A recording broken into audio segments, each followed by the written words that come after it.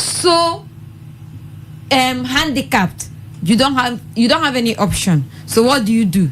You try to, maybe you now start listening and start telling yourself, maybe my mom is right, maybe there is something I'm doing wrong that is making him behave this way. This is not how we started now, and all of those. Then you start putting the blame on yourself for what you are supposed to have support from family and friends to help you walk away from, because that support is not there. You don't even know what to do. You're confused. You're blaming yourself. And then you keep receiving until, if you're strong enough, you can fight it off, maybe go your way, look for something else, stay on your own, struggle or do whatever. Or it could result to some ladies going the extreme, looking for something to do to the man, and at the end of the day, we hear a lot of stories. So for me, it might not be conscious from the parents, but somehow, somewhere, they have instilled in women parents. Some parents actually, they have instilled in some of their daughters that a man doing this and this and this is because he loves and cares about you. If he does not care about you, there are many women out there, especially when it is in the dating stages. So if he doesn't, if the mom doesn't do that, should she tell the daughter that the daughter should fight? And the husband say, if he slap you, slap him back. If you want to break, give him smack down. There's something I want to understand. Are we talking about today's woman? No. Are we talking about today's women? We are talking about those days women. We're talking about today's women. Okay, and today's women will tell their children to accept some beating. Of them. The same today's women that we are complaining that they are too educated. Some of them still do. We're talking about 21st century and maybe these Gen Z and maybe the 21st. In fact, the 21st century women are the ones who are educated, even in the midst of like the you educated. Said, indirectly. Yes.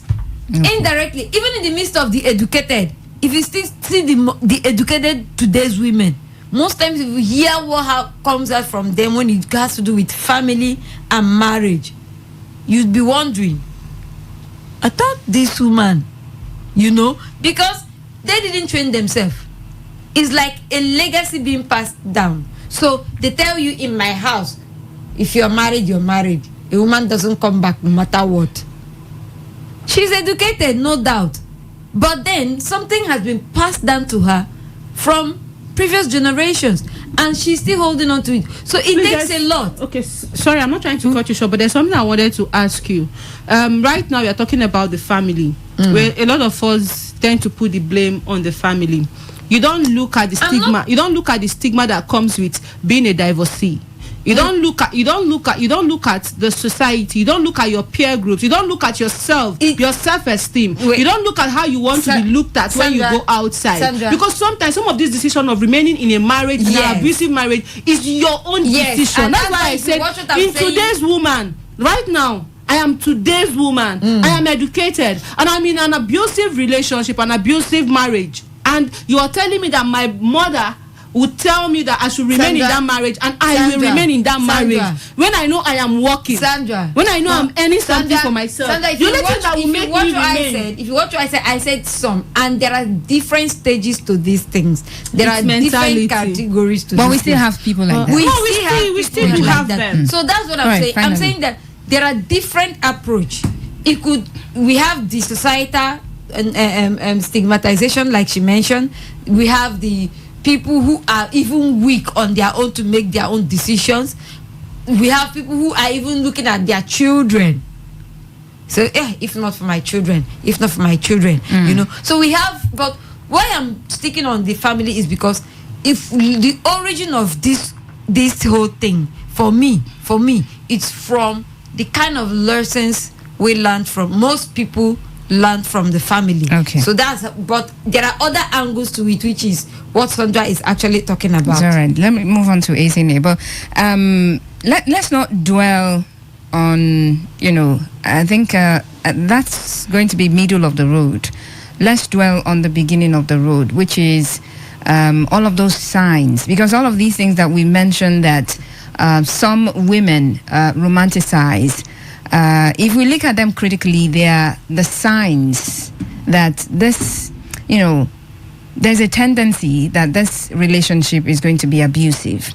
which is number one, being overly possessive, being overly controlling, being persistent, like, okay, everything I say has to be the final authority. That's like the beginning. So if we go on to talk about, oh yeah, abusive marriage, yes, that's on the road, that's down the road. But we're looking at situations where some women would say, this man is doing this because he loves me, while in the real sense of that relationship, that truly might not be the case. Yes, it's due to the fact that a lot of people tend to misunderstand the difference between obsession and love. Okay. So it's more of with when someone, obsession can be misplaced for love. Obsession, it's where you then start having the controlling attributes, where you want to be the alpha male all the time. You want to always be in charge. You want to know how this person is, because you feel at that point you feel this person's life is tied to yours. I own you. I own you. I'm the one that can direct your life. Without me. I'm the one that can make you understand that this is how it's meant to be. And then the ladies then misunderstand it to be love. Because when someone is obsessed about you, the person tends to care, is always there. I cannot live without you and all. And you keep you keep thinking it's God. This is heaven made. This is heaven sent. But it takes a lot of understanding. It takes a lot of self retrospection to understand that I'm in for something bigger than me. I don't know if you've seen that movie. I don't know what, I can't remember, but the man was obsessed about one day. Anywhere she went to, even when she got married, he still found a way to put camera inside her room. Like he felt he loved her, but that was an obsession. And it's easier because we keep talking about divorce and all. You as the lady, save your mother that stress to understand when it's the right time to do something and when it's not. To understand that this thing I'm going into, it's wrong. Because if you tend to understand your partner better before you marry, I'm telling you that a lot of the divorce cases we have will be reduced to its barest minimum. Because of the pressure to get married, we marry people that will say he will change when we get to the marriage. And when we marry, he will change. Or it's better to cry in Lamborghini than to cry in Keke. But sometimes, so because sometimes it's better. No, I know. You give us one sign. Say sometimes. No, those are the two options now. But don't I say but? There's like people that. But you say you better for I'm not talking anything. I went to make fun about that. I was just enlightened. So it's now left for you at early stages, because you talked about the controlling character. Yeah. Before you marry a man that is controlling, it's very evident. Come on, there are things that can be hidden, but not the controlling attributes. I don't like when you meet someone that has that. It's very obvious. You can't hide it. It's not something that can be hidden under the carpet. Some people like those kind of people. Like, I know of a friend that says when she has issues with her boyfriend, I think that's when she likes it the more, because she feels that's when everything is spiced up. And me, I'm like, God, may I never get to this level in my life, because after comes the because me last born, I love pampering. I don't understand where there's when you start beating somebody. I can't remember the last time I was beaten. I don't even I can't remember. So I'll then enter where I'll then feel when you beat me. It's then no, I don't think. But it's now the orientation. So I feel the main thing is, if you know when someone loves you and when someone's obsessed with you, that will save you a lot of good. If you are still early into a relationship and you don't have a say, not even early, when you're in a relationship that's leading to marriage, you don't have a say in what you want, your decision must be accepted by your partner.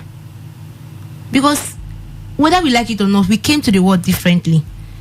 And why a marriage will last is that at some points you give way for the other. compromise, because it's like the ecosystem. We all have to, everyone is working together for the good of others, although some can be predators, some can be those that are symbiotic when it comes, but we all have to survive together so that these things will work together, will work out best. So the part of the mothers telling you have to stay with that and all of that, like Sandra said, it's not easy. It's not easy for you as a woman to leave your family, especially when children are involved. And that's one position you don't need to get into, because no matter how you want to say, yes, I want to be alive to see my children, I want to be alive, the children can stay, because from that separation you have changed the life of those children. Yeah. True. You've changed their life. Yes, they could be together and the lives has been changed, but there are sacrifices that our mom has done. Not only the mom, even the fathers do, because there's some men that married a controlling wife. Mm-hmm. Yeah. There are men that married a controlling wife, but they just accept it and let's on go. I might not be happy, but for the fact of this, my children, let's continue. So it's better you notice it on time. Don't wait till when you start looking for community to save you. It's normal for your mother to tell you, go back to your home and solve your problem. It's a normal fact. But when it now becomes life-threatening, that's where your mother can say, okay, let's look at it. But you have to look at that any decision you make, it still affects the family generally. Absolutely. The mom will also look at child. People will say, this is my daughter's marriage that's ended. You yourself, you don't care. Society also has a way they look at a woman that is a divorcee, because it makes you feel like it's either you cheated or you simply couldn't hold it together. You couldn't hold it. You are not a family, because see this issue of divorcing your partner, it became more recurrent when the fact that we are private to a lot of information. The movies we watch, realize that if I stay one morning, the advent of wokeness. Yeah, if I stay one morning, I don't like the way I used to scent again. I don't like that woman that the husband took abroad. All of a sudden, abroad breathes. She breathes H2. H2 is water, oxygen, O2 outside, and I don't love him anymore. It's not like it does. Because when I watch, I'm like, come on, what are you saying? That's crazy. You went all the way. You changed air. You said if the woman were to be close to you, should tell you, you would not understand. And understand. And then you will not understand. So you will not understand. I will not understand. And I refuse to understand that kind of situation. So the thing is, we as the women, it's better for us to figure out these problems quite early. If you know it's something you can't deal with, that is bigger than you, let's go. Definitely there will be women that can cope with it. No, it's definite. Like I was telling someone that it's a very funny word, that as a woman sometimes your choices are limited, but for the men most times it's unlimited. If a man comes and tell you that I want to marry this kind of woman, he might not have, maybe the woman can be like 5. If he doesn't get Ada, he must surely get Amaka Felix. Come on, any other Amaka. He must surely get one, because this is the spec. This is what he thinks about it. For the women, it's more of, first, if you find love, the age first. No, at the early stage first. Chooses What I mean. No, if you marry very early, it's not the age that chooses for you. No, you understand? It's the man. So if you marry very early, early, it's not the age. So I say, if you find love early, if you don't find it early, age, because society, even when you have not finished school, as soon as I finished school, my aunt starts me. How far? She never asked me. Is it the one? She never asked me, have you eaten? Because I need to be alive now. Before you marry now. They find the right one. Wait, At least the thing can come out where you never ask if I've eaten. So those are the things you look at. I just feel it's like you have to make decision quite early, and if you feel it's something you are ready to, be ready to finish it. Okay. Because when you start saying, if I'm not okay, then I divorce. Come on, remember that there's children. It's a recipe for disaster. Not just your children, even your family. There's some families that are already kind of, let's say, blacklisted or something. Like Those people, they know they too last for marriage. They always get problems, always fight. It's not something you want to put to your family. Even your kids, think about them when they are growing. There are children that when they are playing with their friends, will be like, when they say daddy's coming down, will be like, you get daddy, where your daddy. Those kind of conversations could probably. So just know that not be made them leave. Not be made them leave, because these are things that happen. These are things that happen.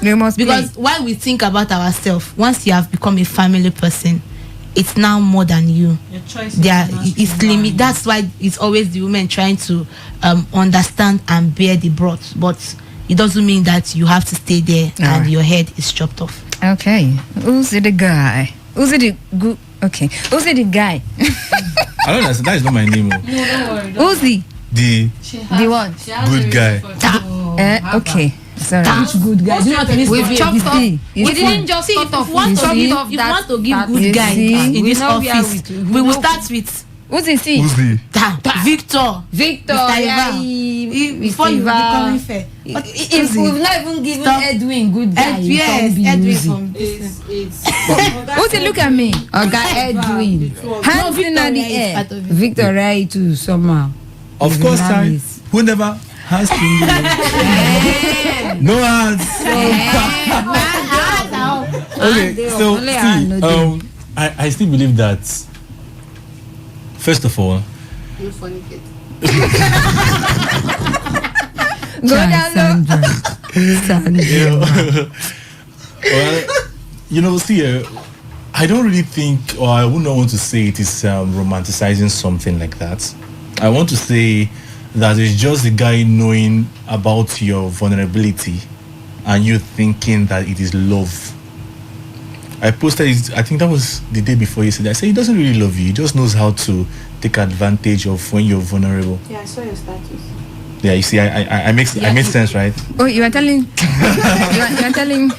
So, the abuse might be there. There's some of them that they don't even really abuse you. I know of a guy. He does his own things romantically, but he's been very possessive. That's the thing. That's right? Where we're coming. But the way he does it, he might not tell you, "Hey, sit down here." He knows how to tell you to sit down here, and you don't have an option. Aww. Right? Oh, you see now. I don't have an option. He knows how. He knows how. So sweet. He knows how to be overprotective. Right? This is something that it also depends on the man of approach. Right? We should not forget that. Sometimes the amount of approach you bring in determines if you will see it as love, or you see it as something romantic, or you see it as someone that cannot do without you, right? There is a difference between stay here and baby, can we just spend the time together here? Good. Now, baby, can we just spend the time here? You've spent that time. Baby wants to go see her mother. Oh, baby, I can't be without you. Can you stay a while? No, baby will stay. You just promise her. She will just stay. Baby will stay. Like, do you want some? Baby will stay, right? No problem. So now that becomes incessant. Yeah. Like almost all the times, you know how to keep baby by your side. You're keeping baby by. Baby wants to do something important. You know how anyhow to keep baby. To keep baby by the side. Okay. So that's every time baby is around you. Every time baby is around you, you know how to do that. Now, for you or for every normal human being, you need your you time, right? You need time to be around family. You need time to be around friends, right?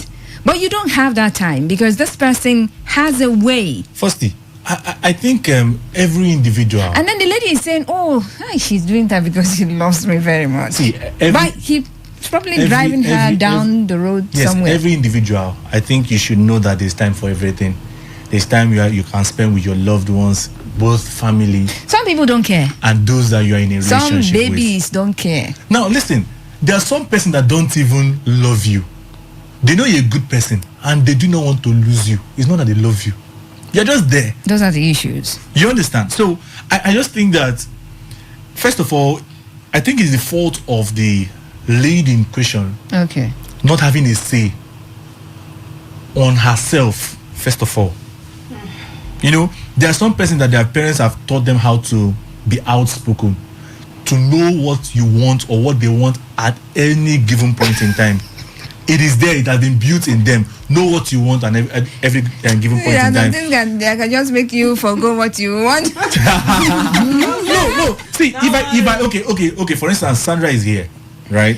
Sandra knows that she has to be on air at 7 p.m. and baby is rubbing your back that she should remain with him, that I cannot do without you. Uzi, don't worry. It's not just rubbing the back. What else? Sandra should know that she's supposed to be here. And then you promised me something. Something other than even rubbing the back. Then okay. Wait. Do you want to tell me that Sandra? Wait, first, do you want to tell me that Sandra will lose a multi-million naira paying job or contract just for that? People do that. No, What are you telling me? Not of Sandra, but Okay. you know that a lot of ladies It depends have on turned her down some status. opportunities because Just their because partner said no. I'm not talking about partner. Are we talking about those in marriage already? no, We're not talking about just See, not marriage. it is because you don't know what you want. If you not know what you want, that's true. It's if not you true. know what you want, then your partner will not be. God dictates everything for will you. not, see, let me tell you, hurdles are those now. things you see when you set your eyes off the goals, right? You don't So have at that point now, your partner is now a hurdle to you, Including promising you. and for you,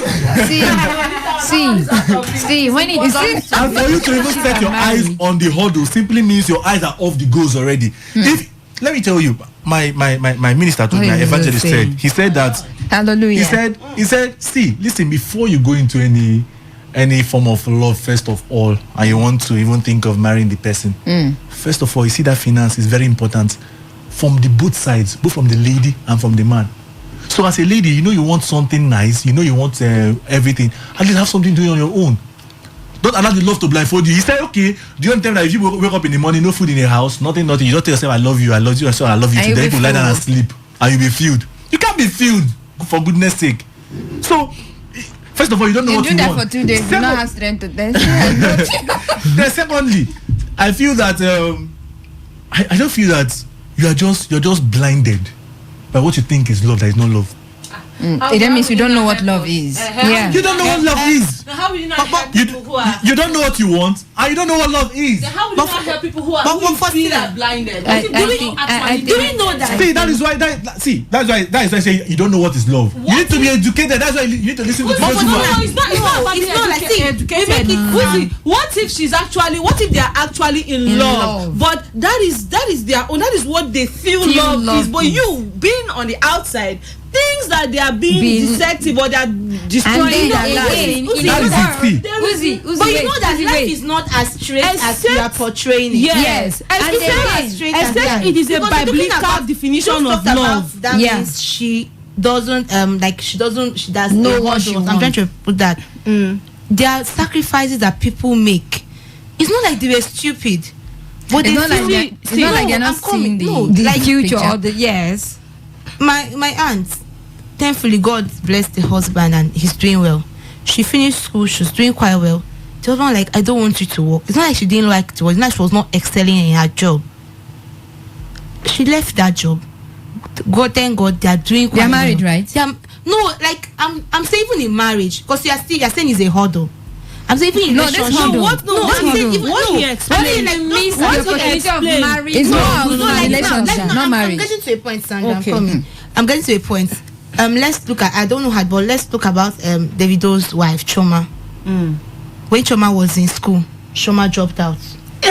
No, wait, now. She's even She the dropped hurdle. out. Wait, now. You're the one calling Now, her a wow. hurdle. You're the one looking at. I'm not. She dropped out from school. We were like, what is your plan and what is that? Baby mama. He married her, right? Uh-huh. At the end, he married her. Okay. You are the one looking at it that way. I'm not saying that that's what I want. I'm saying that some people make some decisions. They look at the way their option, because the way you look at A and B, it's not the same. That's why I say life is not as straight Selective perception. Now, isn't Yes. it? Isn't And it, again, let me isn't it, also I want put to. I this want to to the- clear to something. some- What he said, because I think I paid attention to some of the No, I'm not things disputing what he said. I just because mean that he painted a picture of people who are in relationships. Even if you are married, and then there is this contract that you need to go and sign, and your husband or your boyfriend is saying, he did not say stop working, I'll provide for you. He said you need to be around me today because I need you around me. No, So but- that is the scenario he painted. But what we are because he saying promised here. you. You now say, okay, Wait, you will no, not calm go. down first. No. You say That you was will on not a go. lighter That's note. like No, looking at that. that is like the hurdle. What I mean is that because we are looking at also a broader perspective towards that. So that's why I said sometimes some decisions people make. Yes, sacrifice. Yes. Yeah, the way that's why I said you have to be sure. Okay. And then no, we'll come quickly, back. Let's go on a break. Okay. We'll have a commercial break. We'll go on that break. We'll come back.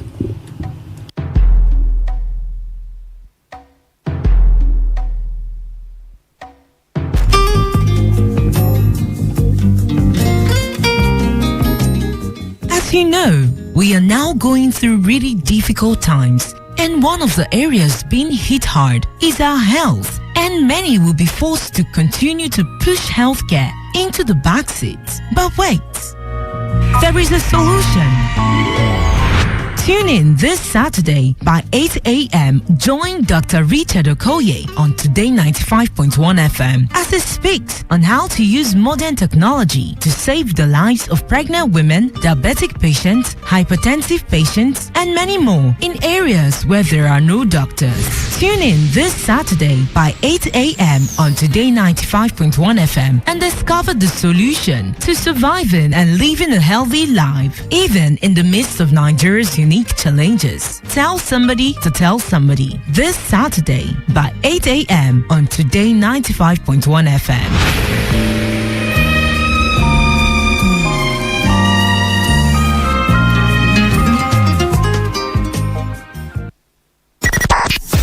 95.1 FM, voice of the people.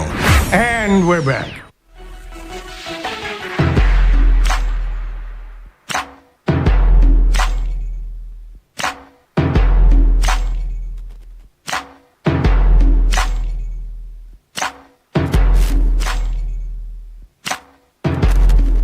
All right, welcome back to today's Woman on Today 95.1 FM. My name is Faustina, and we are looking at a particular notion here.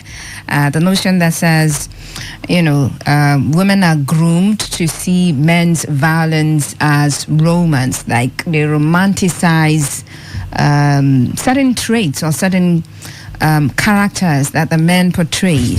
Like being overly controlling, overly protective, overly possessive.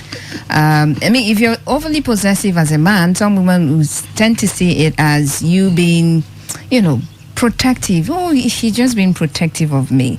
If you're overly controlling, some women would see it as, well, he cares so much about me, that's why he's doing all of the things that he's doing. And I don't know if you've heard stories of some women saying, he beats me because he loves me. I did something wrong. So yes, I was the one who was wrong. So I'm at fault. That's why he slapped me, because he loves me. He cares about me. That's why he does the things that he does. So that's our discussion for tonight. Before we went on the break, was it Sandra that was saying something, or Queen? Okay. Yeah, we were both saying something. Okay, so let me begin from Queen. Okay, so I was going to react to Uzi's comment when he was talking that he was Uzi dropped talking the about bomb. it was about women or the person not knowing what they want and all of those. And I just said I wanted to chip in something to debunk that, and that is in a world or You want in the bug now? First, okay. Let me disagree with my point. In this part of the world, where largely, to a large extent, women have been made to feel like marriage is the ultimate. Like, no matter what you achieve, if you do not top it up with marriage as a woman, you are a failure. So you see a lot of people making a lot of decision looking at that. So you won't say they don't know what they want. It takes only a very strong-willed woman who would put behind her whatever society would think. If I do not finally get married, it's not my business. I don't care what society say. I don't care. In fact, even if it takes me to stop going to my father's house or my family, as long as I am successful as an individual, as a human being, I'm okay. But we have very limited numbers of those kind of women. So you cannot come and say, if she quit her job, if she did certain things because the man said she should. I've seen women, although some of them come out to public to also seek advice. I'm working in social place. I earn more than my spouse by sometimes even 50%. What's 50%? Sometimes even 100%. And then the man is saying you have to quit your job and come this way because I'm here. I'm the man. You are the one that is supposed to move. You know, stuff like that. So in that situation, and indeed, you now say she doesn't know she wants what she wants, but she's handicapped by family, society, and everything. You are now being particular about marriage. I was talking about relationship. That's where it starts. How would you know it won't lead to marriage? It's a relationship. It all starts with relationship. Listen, if you are doing a job and you know that this job, the foundation is faulty. Huh. That's the point.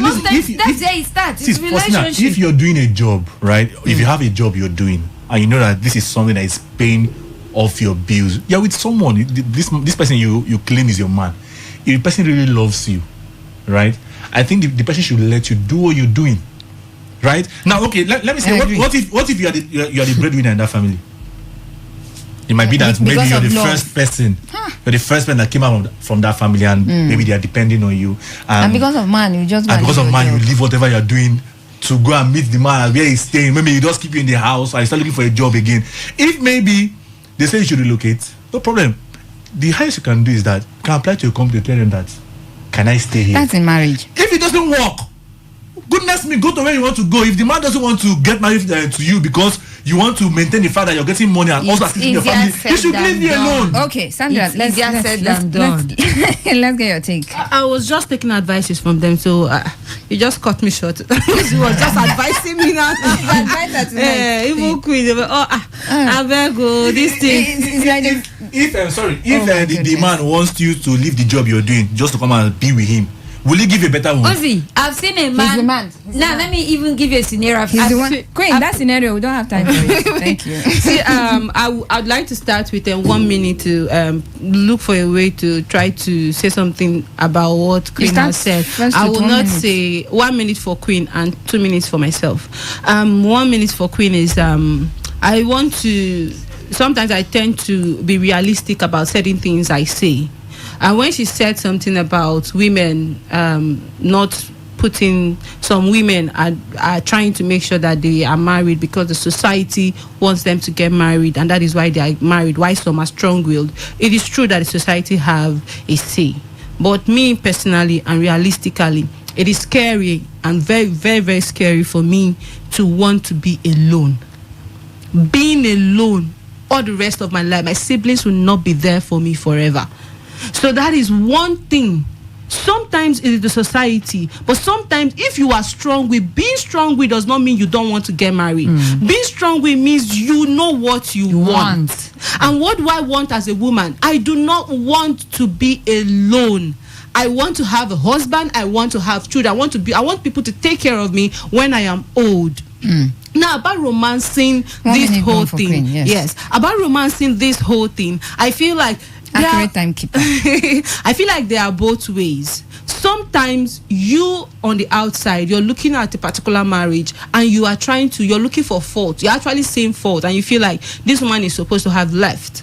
Abuse comes in different ways. We have verbal abuse, stuff like that. Those ones affect us mentally. But before you get married to people, before you tend to, that's why we have courtship. I'm not saying go and fornicate. That's why we have. Why you pointing in that direction? You have to point it well. Point it well. Calm down. Point it well. So the courtship is so you understand the person. Most women need a man who will protect them.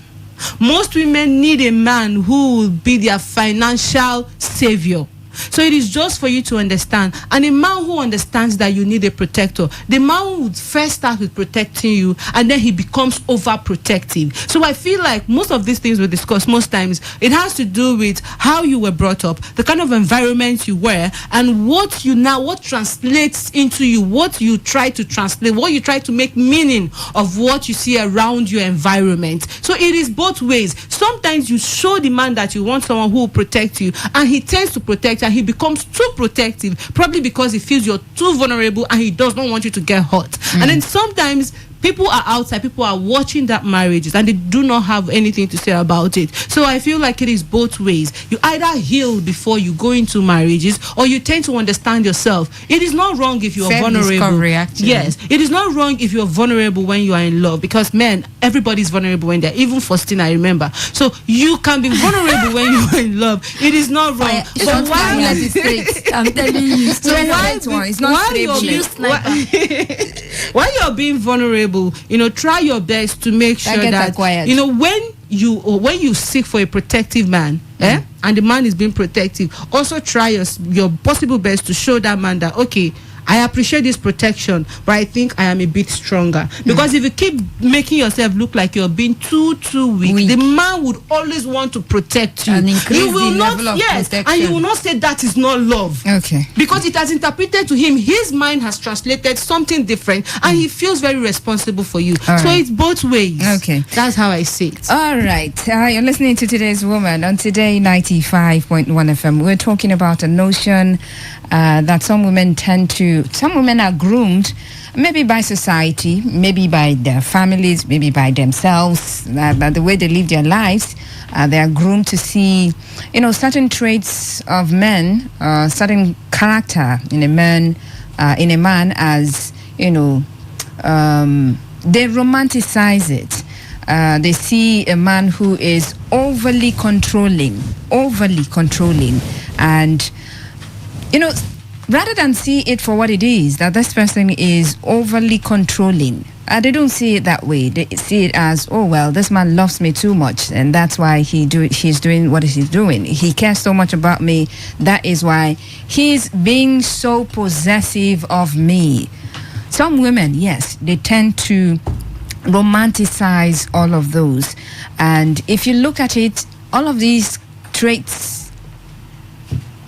if you've studied abusive relationships, you would realize that some of these traits are the red flags. Someone who is overly protective, who is overly controlling. Now, controlling itself, well, to some people, it's not a bad thing. It's not bad. Being possessive, well, if you love something, you'd want to have that thing all the time. Maybe sometimes, maybe not all the time. Some people feel that, well, if you're there all the time, they feel choked by you and all of those. But then some people see it as when a man is overly protective, overly controlling, some ladies tend to see that as very, very romantic. So what's your take on the notion? Do you think this notion holds any truth? Share your thoughts with us on the show, Today's Woman on Today 95.1 FM. You can send messages to the number 0701 933 9962, or you can dial 0817 0000951 and 0810 0810-9510-951. Once again, the numbers are 0817 0000951 and 0810-9510-951. And ladies, if you're listening to me, I'd love to hear. How did you feel? Maybe you dated someone who was overly protective or overly possessive, overly controlling. How did that make you feel? Did you feel that it was done out of love and care? And how did it end? Let's hear from you, okay? The numbers are open, so you can call, and then you can send in your text messages and WhatsApp messages as well. Hello, Today 95.1 FM. Good evening. Yeah, Mr. Zion, good evening to you. Mrs. Zion, you're welcome. Like women are going to that. I will not buy that opinion. Most women found themselves in that situation based on the family they were born to. In that their family, they were never given the chance to be a woman. They were frustrated, they were timid, they were always asked to shut up, they were never given the privilege for the opinion to reign. It's a complex issue. Come to think about it, these girls who are dating guys who are smoking Indian hemp, what is wrong with that? Is it there somebody that asks them to go and do that? These girls who are dating criminals, is it people that ask them to do that? Some ladies prefer to date guys who can lie more than guys who can speak the truth. Is this somebody that groomed them into it? The truth is it has to do with the personality of the person. Naturally, I get to find out that a lot of ladies don't like guys who can speak the truth. If you are a guy, you cannot pressure them as in give them back, as in abuse them. They will look at you that no, you are not a guy. They will just abandon you, you are too weak. But if you are this type that always exact force, abuse them, beat them, later I'm sorry, oh, you are the one that is protected.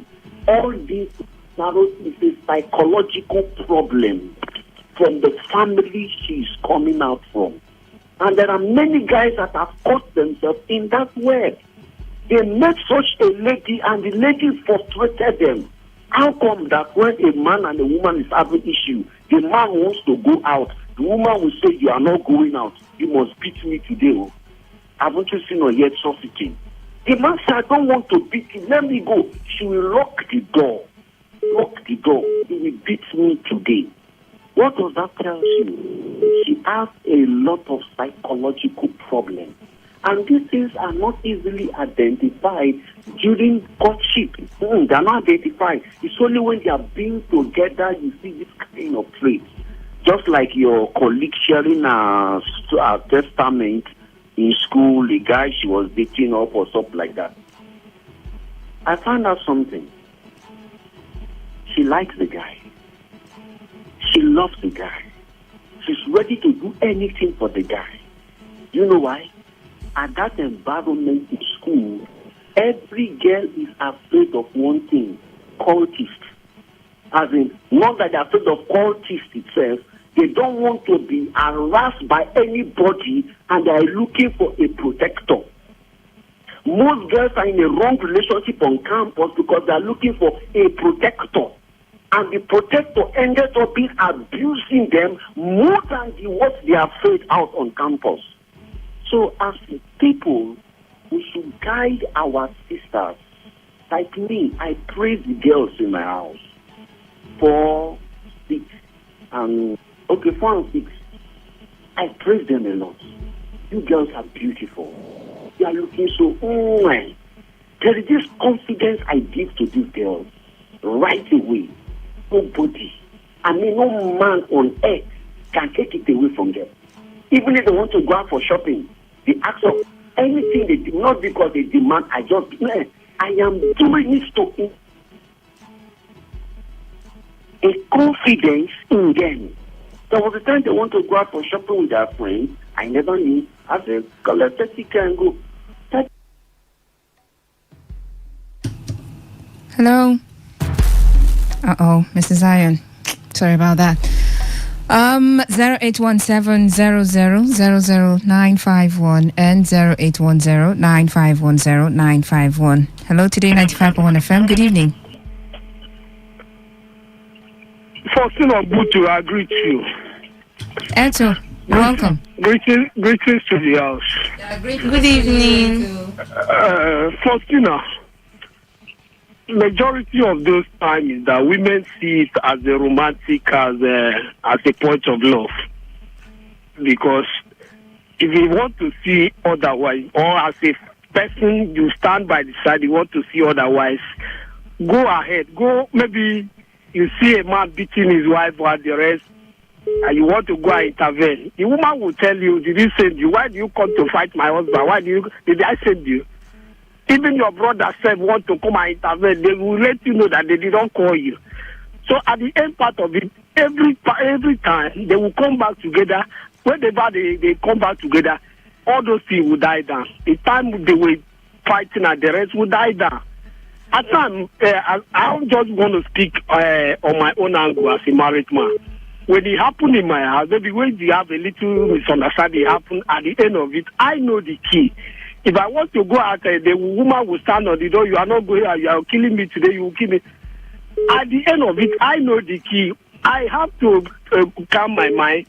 I turn her down to the bed. By the time we don't penetrate everything, whatever we have, we pass our phone. So I'm just taking. So that is how it works. Women see all those things as a point of love, there, So that is how it is. You can't go about them. If you are going for trouble. So let them be enjoy their relationship and marriage. Okay. So that is it. Thank you, my dear. You're laughing. Hello. Yes, you're welcome. What's your name? Faustina. Yes. I'm Igwe Sunday Powerful. Igwe Sunday Powerful. How are you doing? Congratulations. You're supposed to know my person when I'm calling you. And sometimes, Nice work. Work is fine. Okay, fine. Thank you. My area talk is about there. No, Igwe Sunday Powerful. This is not area talk, okay? Thank you very much. You call on Monday. This is today's woman. We're talking about woman issues. Yes. Hello, good evening. I'm a Debra. Mr. Wellington, Emil. I'm a Debra. Hello? Mr. Wellington, Emil. What's the topic, sir? Today's woman, what's the topic? Insecurity or what?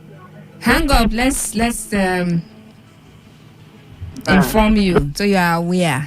That you can call back. Okay, so we're talking about certain things that some men do that women tend to romanticize. Like some women tend to see a man who is overly controlling, overly possessive as loving, as caring. That's what we're talking about. Do you think that is so? And do you think anybody is grooming them for that? Do you think society is grooming them for that? I mean, what at what point is that springing up from? Someone said insecurity or something like that. That's the reason they tend to romanticize. I mean, you see this man, the man is overly controlling, overly possessive, and you just see it, oh, he loves me. That's exactly what we're talking about. Okay, so you can call back. Sorry about that. Hello, Today95.1 FM. Yeah, good evening. Good evening. What's your name? My name is Benedict. Your name is? Benedict. Benedict, I need you to speak up, please. Thank you. Yeah, my name is Benedict. You can get me, right? Yes, I can. Go ahead. Yeah, I have a little complaint concerning my friend, and he's restless right now. I don't know how to get to my advice. You can advise him. All right. Make it brief, please. Thank you. Go ahead. Let's listen. His girlfriend traveled for some period of time now, although he had a child for him, and he sent the girl the transport to come back. On that, coming to him that he cannot come to his house again, that he's not the type of man he wants to spend the rest of his life with. So she decided to go to another different location, which the guy cannot locate right now. So he's troubling the guy much. Okay, Benedict, you can hang up now.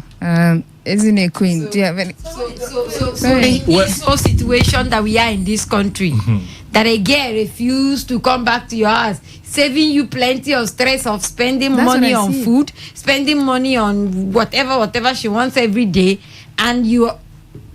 Bros, you are not in this situation. You are not in this situation. His voice was really breaking, like you're shaking. the the girlfriend girl left his house. I heard I She sent her traveled. money to come back. And So when she came, decided she went somewhere else. that she's not the kind of man she wants to spend the rest of her life with, and decided to go somewhere not else. even the economy stuff. I think it's better for you. She says it now. She's still your girlfriend, and you're not married. So And she has told you that you're not the kind of man I want. You should be going to Thanksgiving.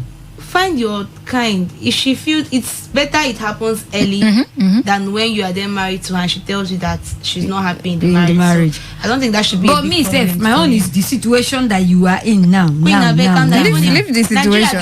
they had love See, today. exactly. You know, So because Nigeria, see, when because we are, why some people might be crying. This is people's. This period can be breakthrough moment for other we people. know. yeah. Nigeria is hard that they work out people they build.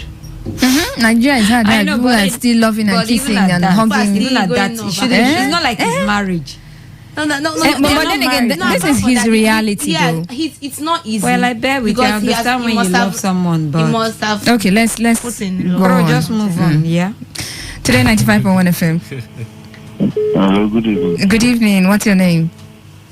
Evangelist Joseph from Port Harcourt. Okay. Concerning this very issue, first of all, being a man does not mean that the man is the commander general of the house. Being a man is not in showing power and being overprotective. Being a man means leading by example. So, if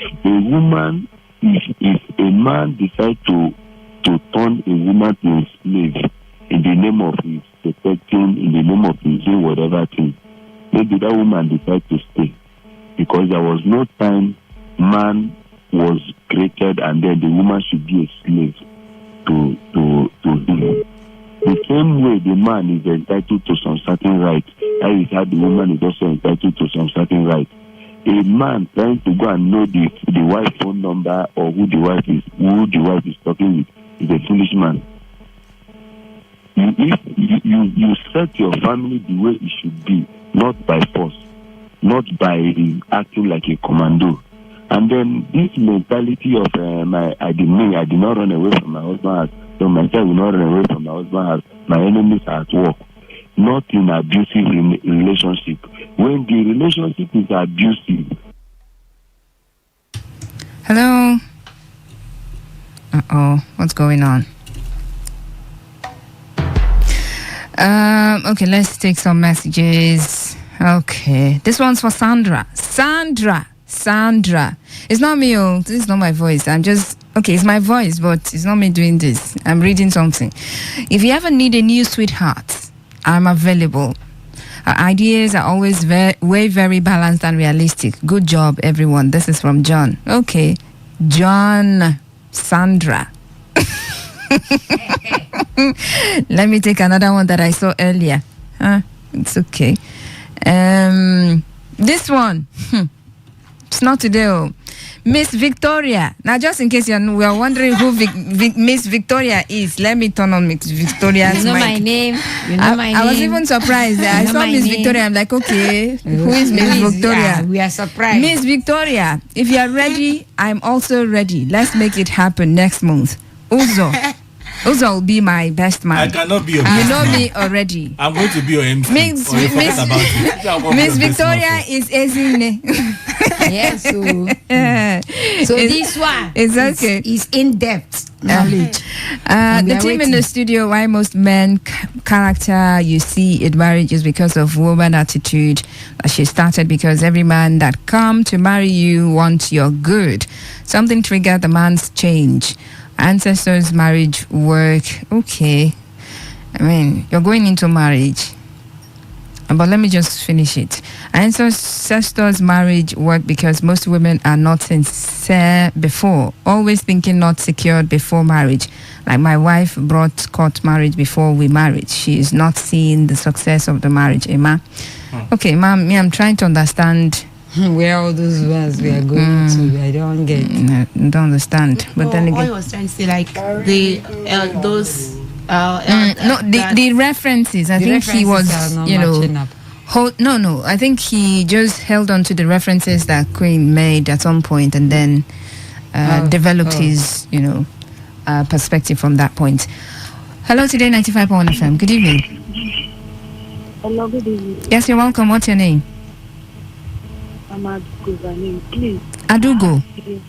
Yes, I have a serious issue. You have what? Can I get a serious issue? Okay. My issue about going to court. Okay. How can I meet you? Let me explain to you to give me a guideline if I can. Okay, so I'm going to give you the SMS line, so you send your name to that line. So we'll take the number from there.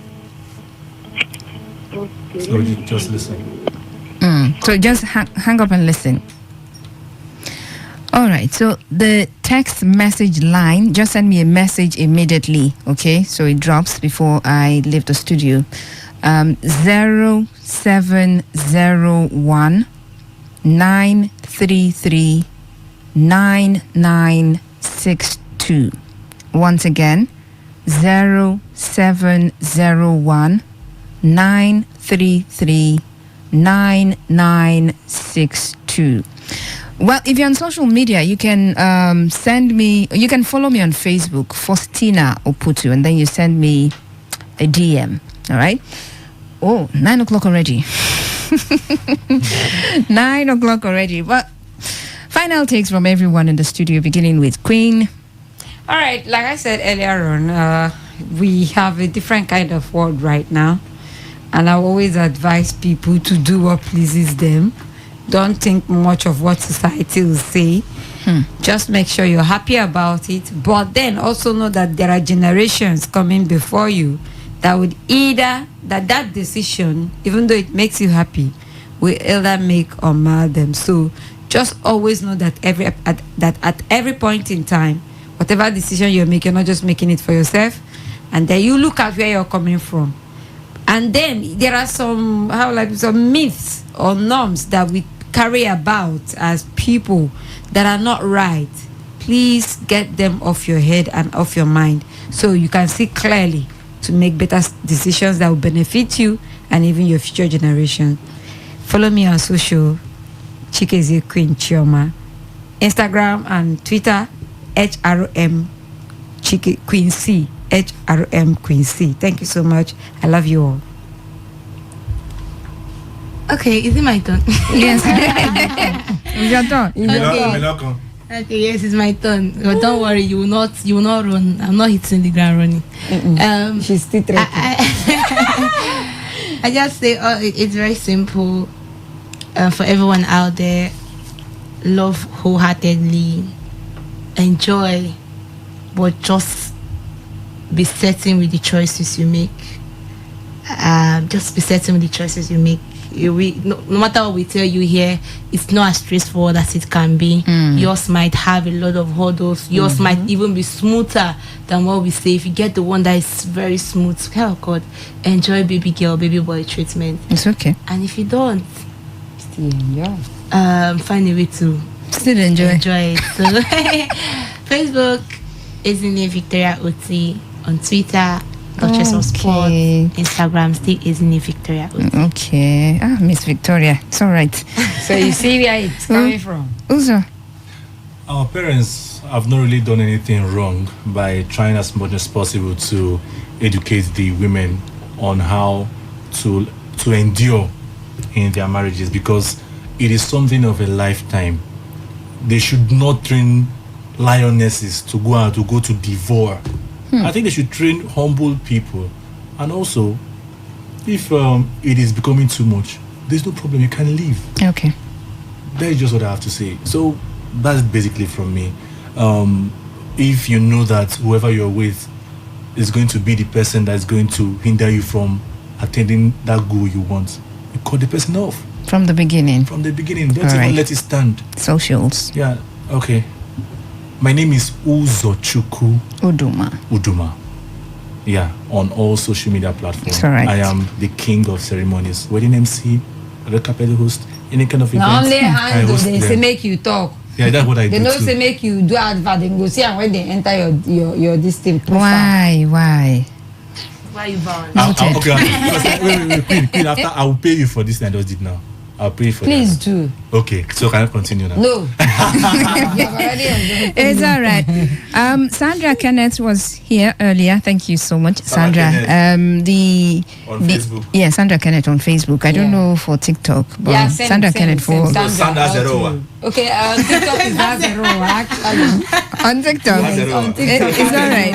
Okay, thank you very much for joining the conversation. And yes, the lady who called to seek for advice, you should send a DM to Mazi Ike God Ike Wachuku on Facebook. Yeah, he sent a message that you can send him a DM right now. Okay, so go on Facebook and check him out and send him a DM. Thank you very much. That's a wrap on the show. My name is Faustina Oputu on Facebook, Twitter at Faustination, on Threads at Faustination1. Okay, for Today FM, Today 95.1 FM on Facebook, at Today951 on Twitter, Instagram, and Threads. Thank you so much. We'll be back again next week, Friday, for another interesting episode of Today's Woman on Today 95.1 FM. We appreciate you. Do stick around.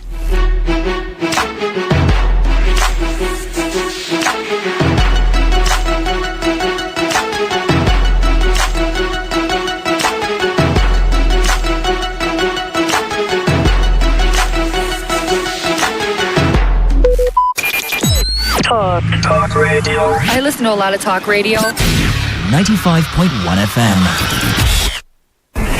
This is Today 95.1 FM. To copy this tune, press 9. This is Today 95.1 FM. For current news and information, press 5. They are politicians, all of them. They know what they do. So they know how they attack each other. To stay connected all day, press 1. The person who raised the alarm is the one who made the public know about it. Good afternoon and welcome to the World News on your premium talk radio station. We are your premium talk radio station. Today 95.1 FM. The station with a unique dial.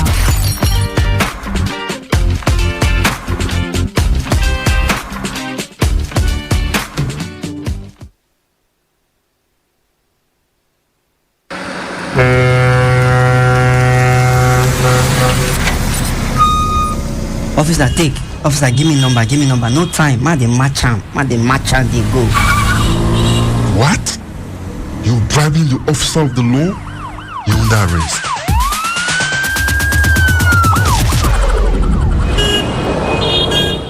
Let me see your papers. You can go. They're in order.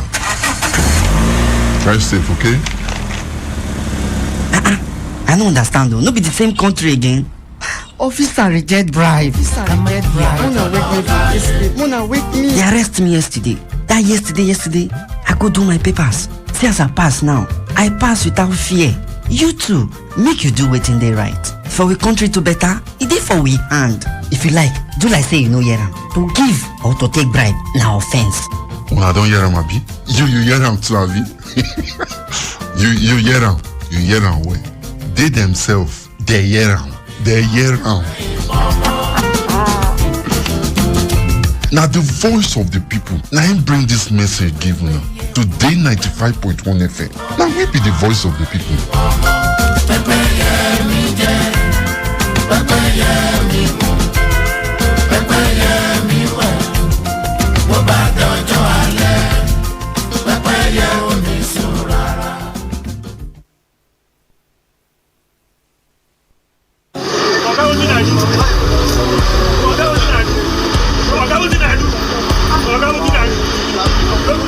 I am a proud Nigerian. I have been placed here by God for a time such as this. At my back, I ain't coming. The degradation, challenges, and problems faced by Nigeria are the perfect backdrop for me to develop and utilize my God-given potential. I will not complain. I will not criticize. Rather, I will use my skills, gifts, relationships, and experience to find long-lasting and revolutionary solutions to the many challenges confronting Nigeria.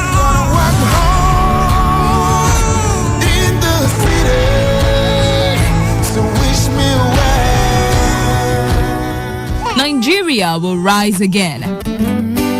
Because I am here, I will leave this nation A better place than I met it. I will work to make Nigeria a praise on the earth.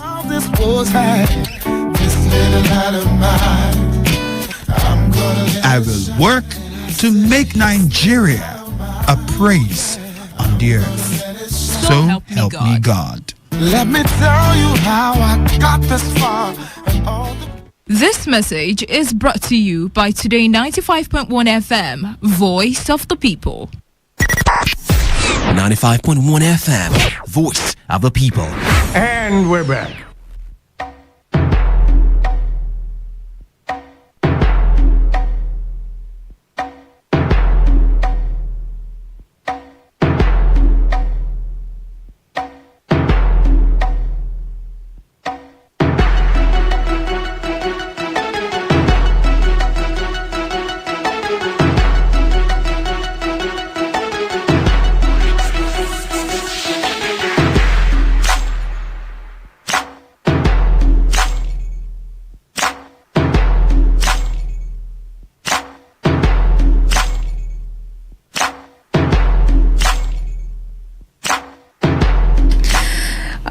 It's 10 minutes past 9 p.m. Welcome to Chatterbox on Today 95.1 FM. How are you doing?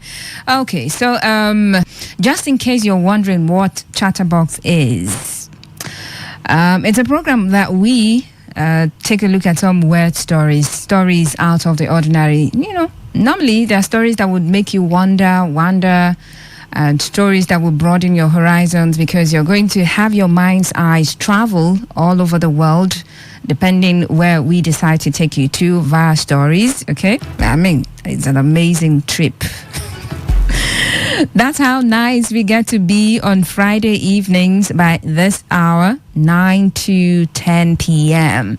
We'll take you around the world, on a tour around the world, and it is visa-free. You can actually do that from the comfort of your home, your bed, wherever it is you're listening to the sound of my voice from. My name is Faustina Oputu, and I still have Queen Chikezie in the studio. Queen, welcome. Hello. Thank you for... Okay. Yeah, thank you for having me. It's great to be here still. Okay. Uzo Chuku Uduma is here in the studio also. Uzo, good evening once again. I was shot hello, but nobody All right, good afternoon. Yes. Good afternoon, yes. Good afternoon. Good evening, guys. We're back, and we have some weird stories. And also, are we going to take them around the world today? Of course. I mean, the stories are emanating from somewhere. So all right. So just I know you have your tickets are available with you right now. Let's go to the UK. Yeah. So we are going to UK right now. So I want you to just okay. Let me sound like a pilot, ladies and gentlemen. This flight is going to take you from now till about 10 p.m. I want you to fasten your seatbelts and what's the name they talk about? Okay, let me ask. Then don't worry. The weather is fine. It's fair. We're going to have a smooth ride, hopefully. Yes, small time moon will come out. Smooth ride. If the moon never come out already, okay, just be hopeful. Yeah, just be hopeful that you see moon. Out. If you don't see moon, you will see reach there. What will moon do? Stars plenty. They will show us road. No worry. Star. And then we are going to reach there. Don't worry. Don't worry. Just tighten your seatbelt. Yeah, but just know that it's only Uzi that is doing the piloting. I'm not in that flight. I feel different for this. I parachute flight comfort. All right, guys, a wonderful thing to be here this evening again for Chatterbox. All right, so let's, like I said, we're taking you to the UK, and we'll tell you a story about Son of the Year, the man that has been tagged Son of the Year in this story. I mean, when someone tags someone, or when a paper tags someone, Man of the Year, Child of the Year, Son of the Year, Daughter of the Year. Well, I feel it's for good reasons. But in this story, the reverse is the case. The reverse is the case. So this Son of the Year has been impersonating his dead mother to steal $70,000 from grieving father. What the wicked son of the year. Wait, can you repeat that again, please? Son of the year impersonates dead mother to steal $70,000 from grieving father. That's wickedness. Okay, I want to hear the story. So a UK man has been jailed for draining tens of thousands of pounds from his father's bank account by faking both his voice and that of his dead mother during phone calls with bank staff. A complex police investigation found that during a 14-month period in 2017 and 2018, but just months after his mother had passed away, a 42-year-old Daniel defrauded his grieving father of more than £56,000 by phoning his parents' bank and posing as both his father and his late mother. Now, audio footage released by the Northamptonshire Police revealed how this Daniel faked his dead mother's name on at least 9 occasions. He can be heard correctly answering a number of security questions before requesting that a sum of money be transferred from his parents' account to another account. Now, this Daniel took all of his father's savings, including his redundancy payout, and also took several loans in his name. You reach. Now, this was a really despicable abuse of trust by this man who falsely represented his father and even his late mother in order to defraud them out of more than £56,000. Someone says. So according to the prosecutors, Daniel's father noticed some suspicious activity when checking his bank account and confronted the fraudster about it. But he was persuaded that Daniel had nothing to do with it. However, the poor man would soon learn that trusting his son had been a very bad decision. Now, in 2018, a building company called Mr. Cuthbert, that's the father's name, to inform him that he was going to lose his house due to arrears. So apparently, his son had taken several loans in his name and never bothered to pay them back, or at least inform his father about them. Wow.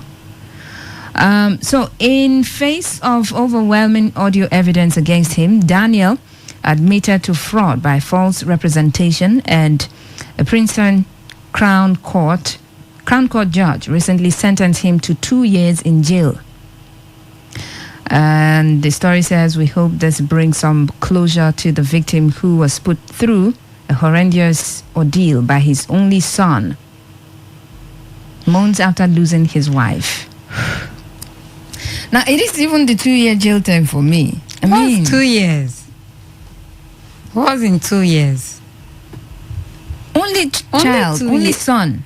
But that's wickedness, So you phone the company, the bank, and then you impersonate your mom, voice, yes, and identity. Then you call back from another end. So he's been collecting money. Wow. And not just the man's saving, the father's savings. He wanted to collect loans and loans. Well, I think also the banks too were very, very what will I use now? Unprofessional? Reluctant and unprofessional, yes. Why? How? Now, for a bank, right, to give out a loan, even though you bank with them, there are criteria, there are procedures. At some point, you have to make a physical presence. And then even if they go ahead to give you the loan, they would have discovered. How would you have, impersonated two persons at the same time? That's true. It wouldn't have been possible. And even if they start giving you based on you want to take what is in your savings, once it gets to loan and gets to certain amount, they will have to require that you come with the document of what you want to use those money for. If you say you're building a company, you have to come with the document I of think the he processes. used the house or something. You have to come with those documents and all. How could So maybe he took the document. I mean, probably they would have done an online stuff and all of those. But I feel like the bank would have done better by requesting do more due diligence. Do more due diligence. Do your research more. Ask questions. Send out people to those locations that he was asking, and even ask for. There's a way the loan will get to. You're taking this loan, Oga. Let's see you. We've not seen you since we started running this thing. We've not seen you. How can we go on and on? And imagine here in Nigeria that you go even work out just for 200,000 big now. Say you won't call only 50,000 for bank. You go work out tire. Guarantor. Sign. You go sign paper tire. You are already, the bank is already seeing you, let alone you taking money, 70,000 plus and even more loans, and the bank didn't see you for once to realize that you were impersonating two different persons and one is late. And really, that's a shame. The guy really needs to bury his face in shame. For your mom who passed on, this is how you want to give an honor to her name. Not just the honor to her name. I mean, the loss of a loved one. I mean, you didn't your feel father. it. Your father is grieving. Even if you're not grieving because apparently no concern you. Yeah, because I don't know the stuff you're made of, but you see that your father is grieving, and you still have the mind to extort him. The fraud, everything. Like he's lost completely. He lost his wife, the love of his life. He's lost the money he would have used to take care of himself. He's still owing debts he doesn't even know how to pay back. That's wickedness in high place. And I doubt if, I don't know if I would say any African or Nigerian can, but then it just reminded me of something I read on news people everywhere. There are bad people everywhere. everywhere. People everywhere. Actually, there are bad people everywhere. But then when I thought about that, I all remembered something that I read earlier on today. How two girls were caught. They actually faked their own kidnap to collect money from their parents. So I think I saw one. The wife, I think she faked her kidnap to take money from her the husband. So this one now, kids, secondary school children, 13 years, one, and I think it's either the other is younger or maybe a little bit older. They faked their in this country. They faked their kidnap to collect money from their parents. So you see, they call their we have been kidnapped. They even threatened their Royal Majesty that if they don't pay the money, they are going to kill the victims, the said girls. Small. I think they were secondary school girls. Yes, right? Yes. It's not like the people faked the kidnap that is my issue. The age. First now at that age, we are thinking of how to write. These days, how to write exams. So much trouble. And it brings me to what is going on with the background, the family. And I'm like, at 13, the only thing in my head is school, book, read, food, sleep. That's all. That's completely all. I wasn't even thinking of whether the future, whether I would be, okay, maybe sometimes that's okay, I want to be a doctor, stuff like that. That was just it. Nothing more concrete about how to do this or how to make money. How to make money? Who is talking about making money? When all you know is when you come back, even if the food is not in the house, you have to go to wherever. If it's the farm, you have to go to the farm. If you whatever, you just know that anyhow. You're not even thinking of. Sometimes you just go to your parents and you frown. Yeah, and they're like, "Are you hungry?" You're like, "You're not. It's okay." I remember when I was quite young, when I was younger, anytime I'm hungry, I know I posted that on Facebook some time ago, and when I'm hungry, I get this headache, and so I'll just go to the sofa, I'll lay there. I know when my dad will come, Yeah. So anytime he sees me there, he'll be like, see that? Have you eaten? Now shake your head. Sometimes he wouldn't ask, is there no food in the house? Oh yeah, go. So imagine at that point, you're not thinking that I'll kidnap myself. Keep thinking money. Think, what do you even want to use the money to do? At that point, even at that age, when you're even being given money, like probably aunts and uncles comes and dash you money, the first thing you do is to run to your parents, say, daddy, auntie gave me money, look at it.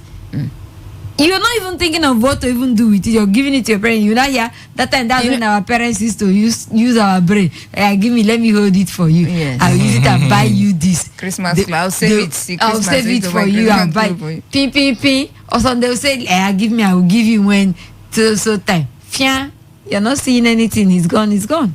Somebody like my father, when you even think of, remember, hey, daddy, you're owing me, yo. And I say, hey, you're owing me. You have been eating since daddy. You have been sleeping under the roof since that day. You have been betting. You have been going to school. Where are they coming from? You think it's that your 20 naira that is covering? Oh yeah, now let me give you so you will not pack and leave my house and go and take care of yourself with it. But then you look at children of this days. Yeah, I understand that times have changed. We are in a more exposed world because of the internet and the technologies and all of those. But I think it's going way too far for kids of 13. I'm wondering now, what kids cannot do now does not exist in this country. It's no longer what God cannot do. They make the entire nation have a conversation. Yeah. And be like, okay, so we are shut down on kids. Yes, shut down. Kids. National discourse. We are talking about kids these days. It's all right. All right. Also, let's hear from you. You know, the sentence, 2 years. That's even the craziest. Is that too small? Should it have been more? I think it's too small for me. But I don't really know how their constitution is there. How old is the person again? 42. The scammer? Yes, it's 40. Wow. Let me check the age again. Try that guy don't carry the paper for mind for long. 42. And the father is how much? How many? 42. Well, I don't really know how the laws of that country is for someone that is involved in fraud, right? Fraud. But I really think that I think they should bring him to Nigeria. You await trial for like 10 years. Then they finally take you to court and then sentence you for another 10 years. Or make it 20. I'm telling you. Because I don't know why. But then this is really terrible. His father. Like, and the man is grieving. You know that. And imagine he's 42. How old the man would have been? Just imagine. Oh, heart attack in waiting. You know, there are sometimes some people just take some kind of risk and they don't really think about the repercussion of that risk they are taking. That is why you see someone just wake up one morning and decide he wants to go and rob a bank, right? You don't know. I'm not sure you're thinking about what if something happens to me? What if I die? Funny enough, you see some of them praying. You want to go and rob a bank, you are praying. Well, I don't know the God you are praying to guide you. You understand? So what I'm saying is your father. Same journey. Same journey. God please let it be successful. Your father is grieving, right? He was supposed to be grieving as well. I think you ought to be grieving because if I were to be the lawyer, the prosecuting counsel, I think I might even start looking for evidences to know if he wasn't the person that killed his mom. Mm-hmm. So that he's going to use that opportunity to extort from the dad. Yeah, to like a premeditated. Yes. Maybe he would have killed both if he was the one. I'm just saying. But maybe, then I think there's even something wrong with that. Maybe there's something wrong with that man. Some persons knows how to enter some individuals, right? There might be some individuals, they know how to get their mom. No matter how angry she is, when they come around, they know how to manipulate the person. It is there. So maybe he has seen that he could easily manipulate the dad. Right? So the main thing to do is to take out the mom. If the mom is there are some families that the strength of that family is on one of the partners. It might be the mom or the dad, right? The dad might want to take certain decisions, but if the mom is in the picture, she gives him the most of advice she can bring to him, to give him reasons why what he's about to do is not worth it. And you see the man not doing that kind of thing, right? So it depends on the partner. So maybe he has seen that if my mom is there, I won't be able to manipulate my dad and then defraud him, right? Then I think I have to take off my mom. Or maybe the kind of love the dad had for the mom triggered that thought of him defrauding his dad, right? I don't know how you see that. The kind of love the man had for the wife triggered the idea. But the love was too much. Maybe it was just too much. So if it's too much, then and maybe maybe something about might just happen and you'll be like, oh, my wife, I wish you were, you drop money, all those kind of things. I don't know. I'm trying to paint the scenario, but no, it's that's not coming to my head. Like you call up your father's bank, pretend to be your mom, having That a is discussion with them, then you call back again with another line, pretend to be your father, confirming what your mom has said. See. Just like that. See. You don't know, first of all, we don't know the relationship he has with the bank, right? It might be a certain individual that knows him or that have known him for years, right? And the man comes.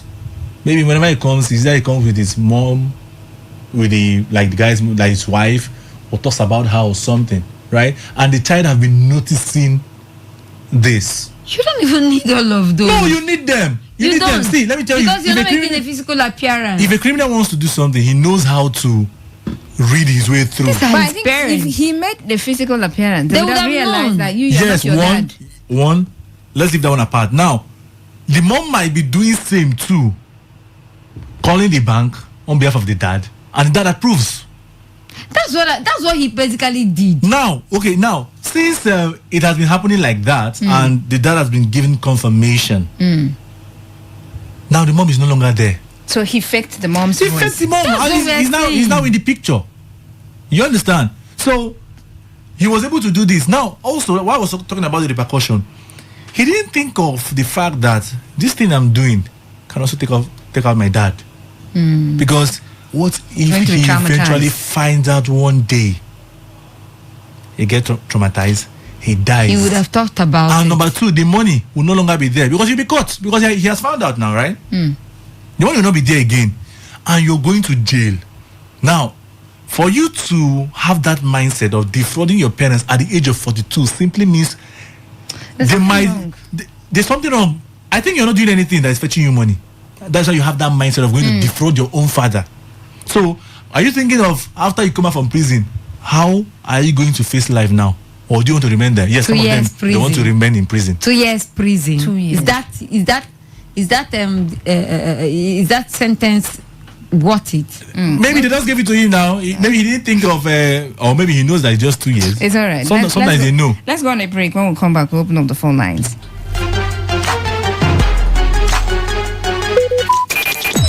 Talk radio. I listen to a lot of talk radio. 95.1 FM.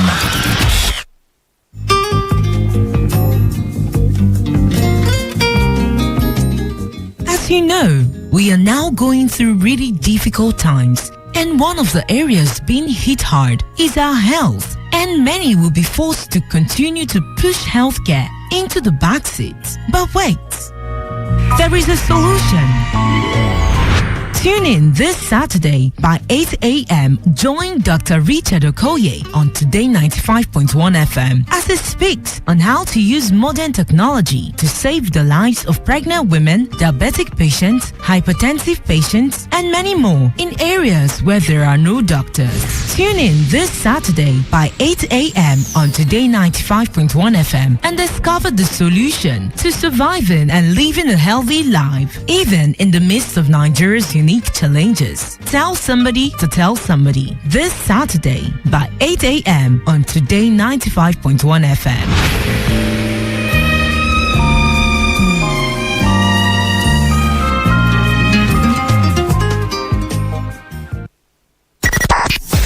.1 FM, voice of the people. And we're back.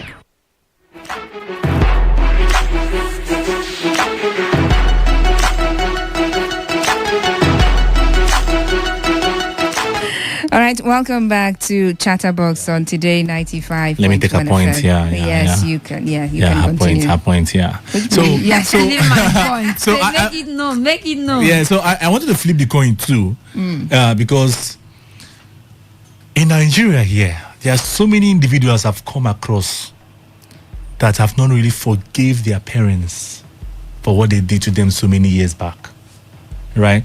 No, sometimes even me, if I stay like this and I look at some of the things my parents have done, I go back to ask my dad, but why you do this thing? It's not that I don't love my parents again, I don't love my dad again, but I'm just being concerned. Why did you go to this extent to do this to me, right? Now, Michael Jackson, for example, his parents maltreated him and all that, even up to his death. I still think that he didn't forgive his dad, because whatever he was talking about, whatever he was doing, his dad never got involved in that. Even when he wanted to will some of his properties, he gave it to his mom. So what I'm saying is, it might be that this guy also has this grudge, or already had a grudge for the father, for maybe what he had done to him, or maybe the man was also, let's say, an accomplice to the death of the mom. He had a hand in what killed her. I do not want to say maybe he was maltreating her.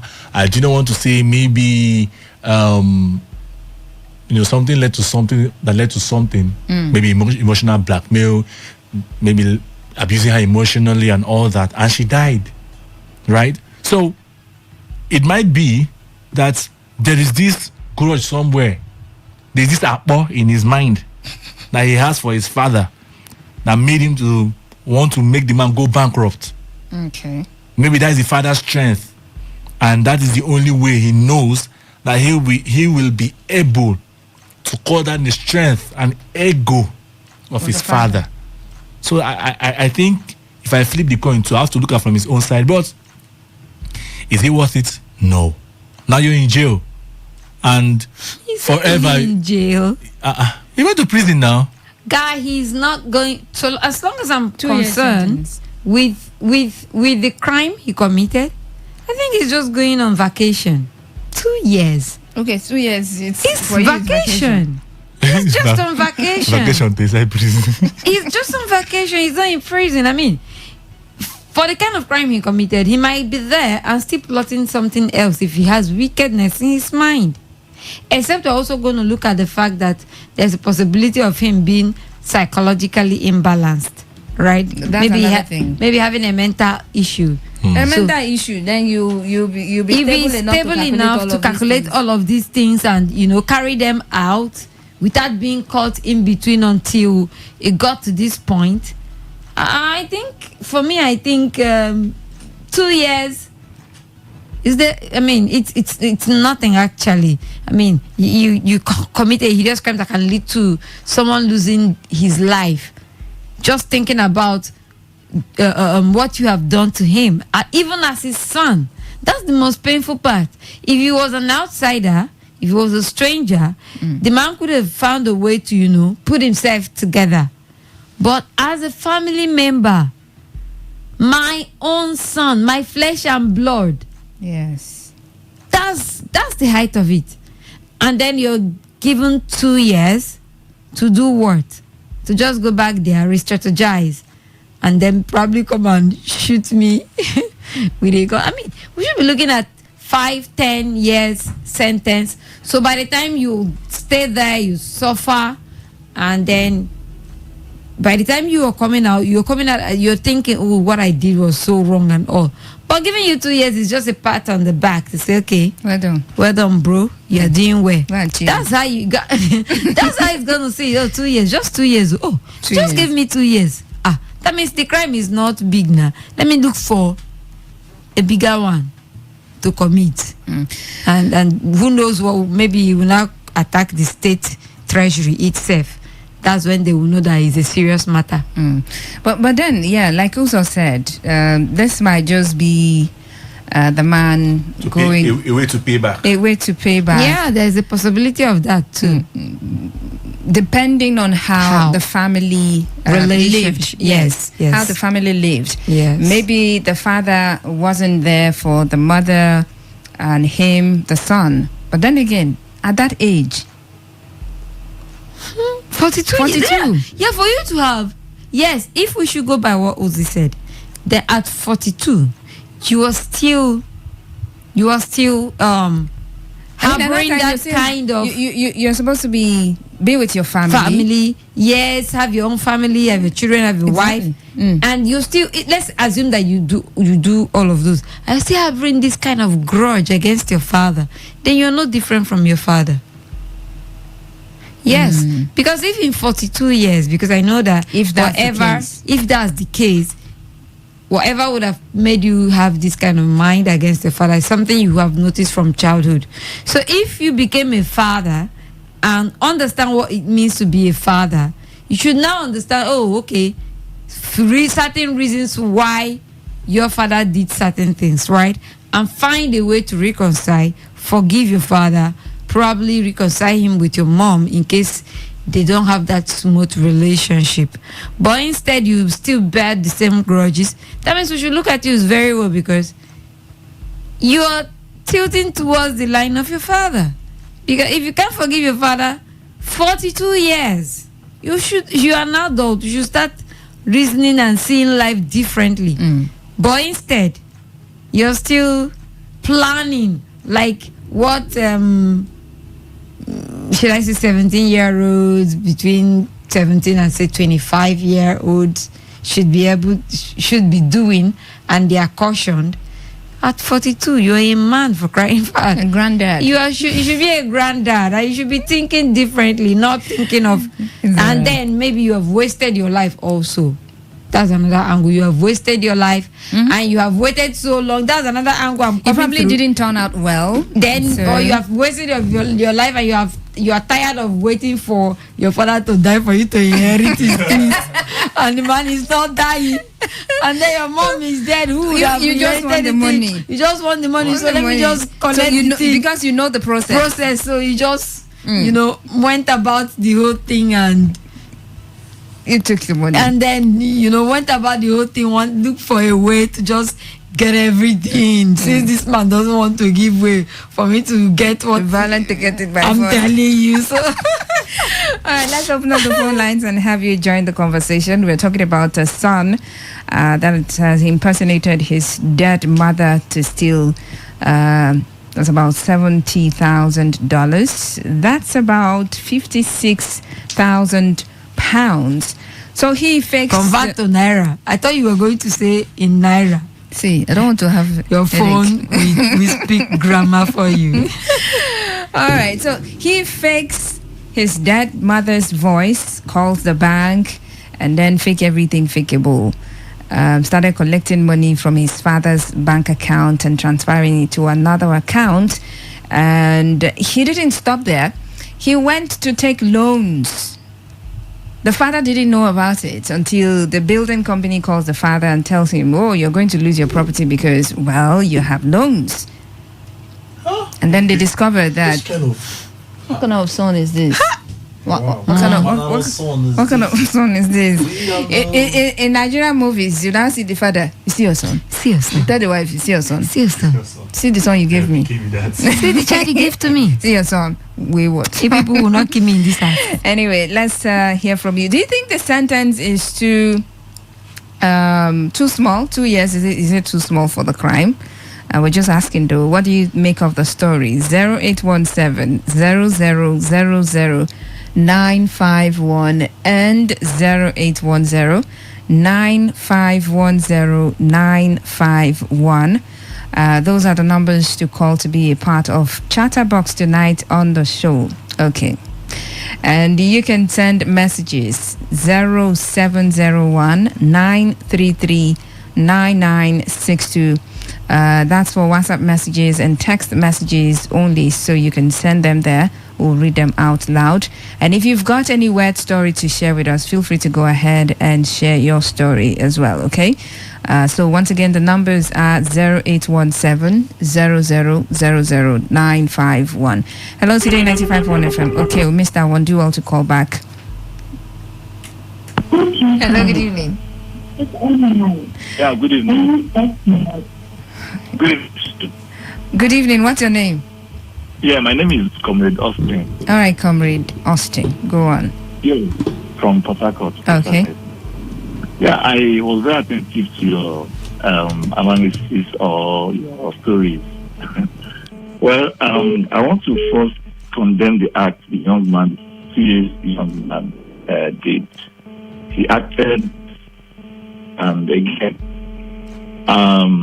like one of your colleagues just analyzed that what could be the cost of the action the young man took. That could that be maybe the young man father did not treat him well, or was it that maybe the death of his mom, maybe the dad's hands was behind it? But none of those reasons is enough reason for that young man to commit crime. To me, if the young man found out that the father's hands is in the death of his mother, there are other ways he can also file a suit or fight the battle rather than you committing crime. Now he has just found himself in the prison, and in that case, it's affecting his own image as a person, as an individual, before the society. Do you understand? Yes, yeah. Yes, it has really affected him. In fact, it will affect him. As soon as he rounded up serving 2 years and he comes out, he automatically has become one time this or one time that committed social crime. The record is there. So I condemn his act. That is that. I condemn his act. There are many ways you can also fight. Right. If you suspect anything, maybe you want to use the opportunity to deal with your father. Shouldn't be freezing his account, using his name and all that. Okay, so the 2 year sentence, what do you make of it? I don't even understand that government. For that kind of crime, that's just they just pitied him. That kind of crime, it's worth maybe like 15 or 16 years. Wow. Yes, like if that kind of crime is committed here in Nigeria, I bet you, you go first day inside as police arrest you. You will be in the police custody for maybe 1 month. Then after 1 month, they will not take you to court. Then from court, they will not send you to prison.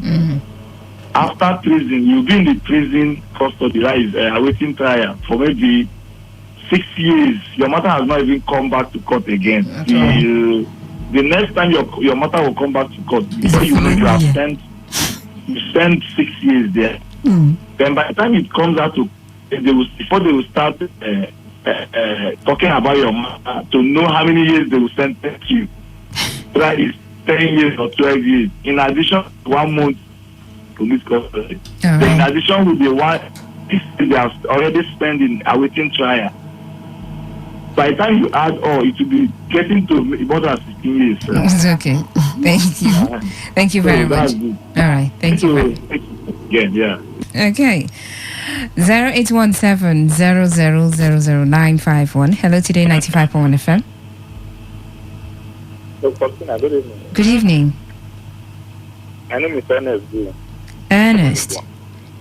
Yes, calling from Rumigbo. From Rumigbo. You're welcome. I listened to your story.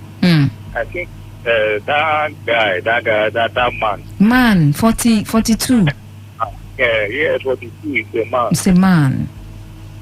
I even believe that he has a hand in his mother's death. He has a hand. Yes, you are seeing it. Because, like, it's something that he has calculated for a long time. Maybe he has been waiting for the father's death. And he knows that maybe the money always comes through the mother. So we have to do something. We have to target the mother first. So eliminate the mother first to perfect his plan. I suspect him that he had hand in the death of the mother. And that 2 years imprisonment, I think prison these days, they call it correctional center, even in law in UK. Hello? We're listening, go on. UK, they call it correctional center. I believe that guy can ever within 2 years. It cannot be corrected within 2 years. If you have that guy, he cannot be corrected within 2 years. It's supposed to have at least 5 years imprisonment. I just believe what it's just like he's going for vacation. It's just a vacation. You just come outside and you do more than what you have already done. All right. Okay, thank you very much. Okay, you're listening to Chatterbox on Today 95.1 FM. We're talking about a UK man who has been jailed for draining tens of thousands of pounds from his father's account by faking both his voice and that of his dead mother during phone calls with bank staff. That's how he got to, defraud his father of the money. Okay, let's see. Hello? Faustina. Yes, good evening. Welcome. Thank you. Faustina, please help me tell Uzo or Queen to couple out Black Ellen. Can this go on air? Okay. Because I thought I wanted to... Okay, all right, go on. Can you hear me? Yes. Yeah, he should Google both of them or any of you guys, they should Google out Black Alien. Black Alien. Okay. Yeah. Okay. He's a 32-year-old guy who cut off his nose, cut off his tongue, cut off his ears, amputated 2 last fingers of his hands, and has a tattoo in his eyeballs. Oh God. And tattoo covered all over his body. Does he want to win a Guinness Book of Records? He's a Brazilian rapper? He just wants to be... No, he's a white boy. He just wants to make a different look of an alien. So he calls himself the Black Alien. He has an Instagram. You can follow him up on Instagram. Me, I will not follow him. I will not. Where I want follow and go? I will not. I will not follow him. Where will I follow him to? To go and cut off my own organs. Thank you very much. Thank you. No, that's really weird. I'm not following him. I'm not even going to even check on him. What am I even checking? Where checking we going someone that is not human. No, but you've human. seen it. You found it. Yeah, I saw some He's Black Brazilian. Alien. No, not the Brazilian guy. The Brazilian rapper is different. That check the black alien. Let's just know about him. But I'm not following him on Instagram. No. What am I going to be seeing? No. Someone who has tattoo in his eyeballs. Cutting off. Follow and go. Like you follow and go tattoo your eyeballs. No, sometimes some human beings, the kind of things they do, I'm very surprised. But sometimes you ask them. So why did you do this? I want to be Black Alien. So why do you want to be Black Alien? I want to be different from the rest of the world. So why do you want to be different? That's how it goes. Nothing really. Is it that they don't feel pains when they're cutting off all these things or something? Maybe. Wait, you cut off your tongue. How do you eat? How do you get the taste of a food you just swallow? No, she's probably getting oh shit! It looked. What? You found it? Yeah. You found him, the Black Alien. But I don't see my first sleep well this night. I want to sleep well this night. Bad dream. But most of the times when we talk about the issues, the things that people do, you cannot totally understand the logic, the rationale. Frodo, 33 years from France.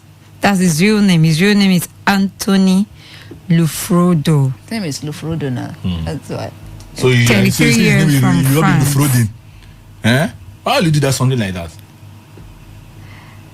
He said he went through extreme body modification to look like. That's more like body mutilation. That is, I'm telling you. You should be arrested for that. Yes, that's abuse to God's creature, to human body. How could you do such a thing? To something go to that time, energy. I put it to you. That you have abused humanity. Imagine people don't have tongues to talk. They are asking God to help them talk. People don't have eyes to see. Do you and know you that? have the audacity, the effrontery, the temerity, the guard. 0817-000951. Hello, Today 95.1 FM. Good evening. Welcome to Chatterbox. Good evening. Hi. You're welcome. What's your name? Victor, I need you to be more audible. Turn off your radio, please. Thank you. There is a guy I do see online that wants to turn himself to dragon because of pains he went through in this life. So, I don't know if you know about the person. He wants to turn himself to what? A dragon, like a dragon. Yeah. Okay. And if you see him, he's already looking like a dragon. He cut off his ear. Yeah, he cut off his ear. Cut off his ear. A lot of things. Even remove his dick. He doesn't have a dick again. You can use the word penis. Can you hear me? You can use penis, please. Okay, just we've heard you. I think that's a black alien you're talking about. Okay, is the guy? I think so. I think so, maybe, because it's also. It's not him, no. Yeah? I don't think it's the guy. Okay, this one is another person. Where's this one from? This guy, I think, I forgot this. The story about this guy, I don't suddenly forget the story because it's long that I check on him. So, the guy is already wanting to dragon. It's all right. Yes, they have draft his body, dragon, and you know the scale of the crocodile used to be. They have costumed his hands, his face, thinking about him as a dragon. So he's already looking like a dragon, and he said he's going to do it on his comes to the dragon. And whenever he's seeing, it looks like a dragon. This is what people are going through. People are doing just to turn themselves to animals. Okay, thank you. Of the pains of the things they have gone through in this life. They're to the guy. Okay. To do that. All right, thank you very much. Okay. The guy is even complaining. Is there such thing as dragon?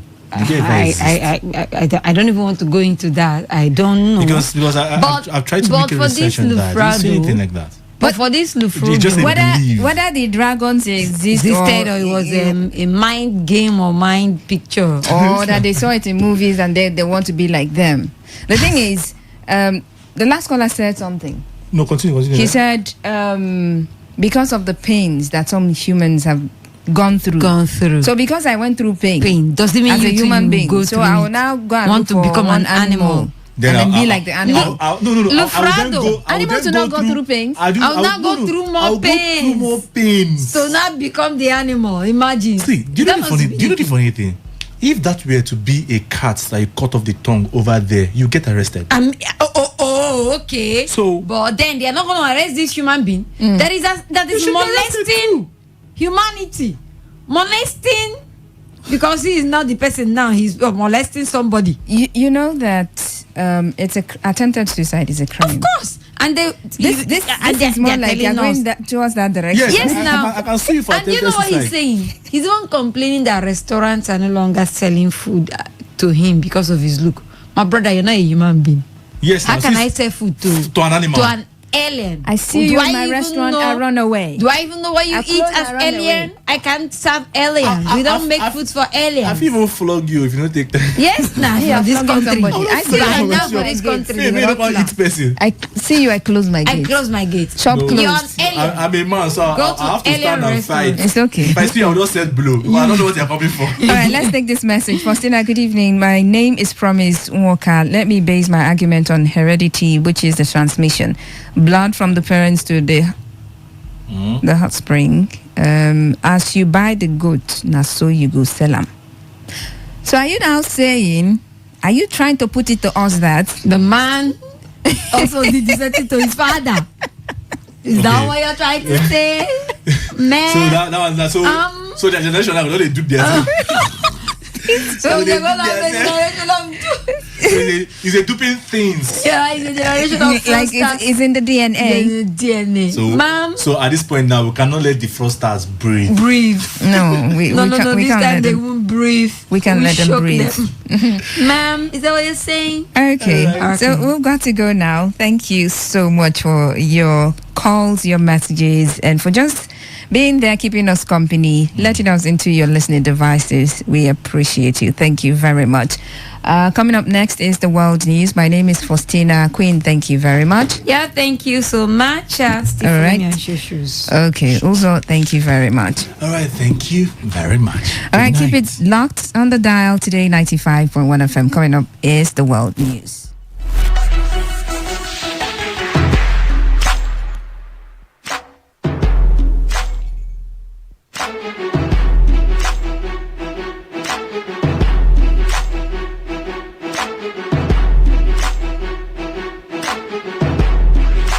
This is Today 95.1 FM, Port Harcourt, voice of the people. Every day, every hour, when the big stories break, depend on our 24-hour news team to bring you the latest. Today 95.1 FM. Whether it's happening in Port Harcourt, South South, Nigeria, or around the world, we've got you covered on air, online, delivering balanced news and unbiased analysis. Today 95.1 FM. This is Today 95.1 FM, Port Harcourt.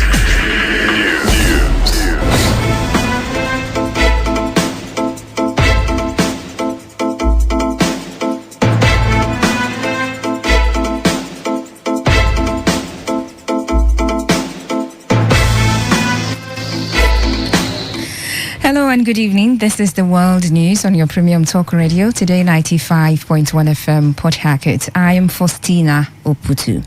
And the headlines: man seeks justice after vigilante man in his estate along South Road allegedly assaulted him with machetes. Commercial drivers plying Emo Degema Abonima route cry out over slow pace of work on the road. Former Delta State Governor James Ibori faces new 10-year jail term in UK over 100 million euros loot. Now on the foreign scene, former US President Donald Trump to go on trial for allegedly mishandling of classified documents next year. Details shortly.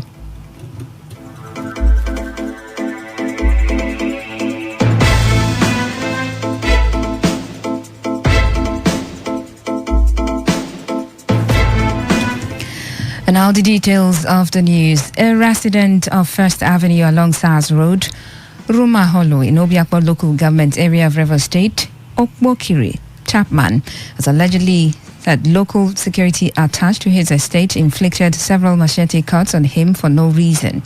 Chapman told Today FM that he wanted to get water from a neighboring compound from his home before he was allegedly accosted and assaulted by the said security man. He also said that his mobile phone was taken from him without any explanation. Chapman added that he has reported the case to the anti-cultism unit along SARS Road, but has yet to get response from them. Dealt with me mercilessly, even up to the extent that they took my iPhone 12 Pro Max, and it's yet to be recovered up to this moment. Actually, I reported the issue to my landlord, so we went to anti-cultism at Airport Road. We made our statements, and we are yet to hear from them. It was from those things so-called security men, because immediately after I introduced myself, when the CSO asked me who am I, after I introduced myself, he slapped me twice and they started macheting me, flogging me with machete. Responding to the accusation, one of the security personnel fingered, Jimmy Favor, described the accusations as false, explaining that Chapman and his friend were obstinate and refused to cooperate with them and had to be compelled into submission. Comment. One was with something, one was with the bucket. You have to take cover as security. So when they enter within our domain, you have to just cross the pay, stop their security on guys. One of them that was with something in the water ran away, which the security guys, my boys, them go after the guy. One the other one with bucket. So when they bring the guy from where he ran enter, we are like, okay, people should sit down. Let's interrogate them, know why they are side by this time. And the same with the only bosses they are wearing. The guy was like, you cannot sit down. Sit down. One of them was forced him to sit down. He now rushed that guy, collect his grass. Attack, they start speaking all those language, say, with who goes you, all those things, those kind of things. Okay, that was when we work on him, forced him to sit down.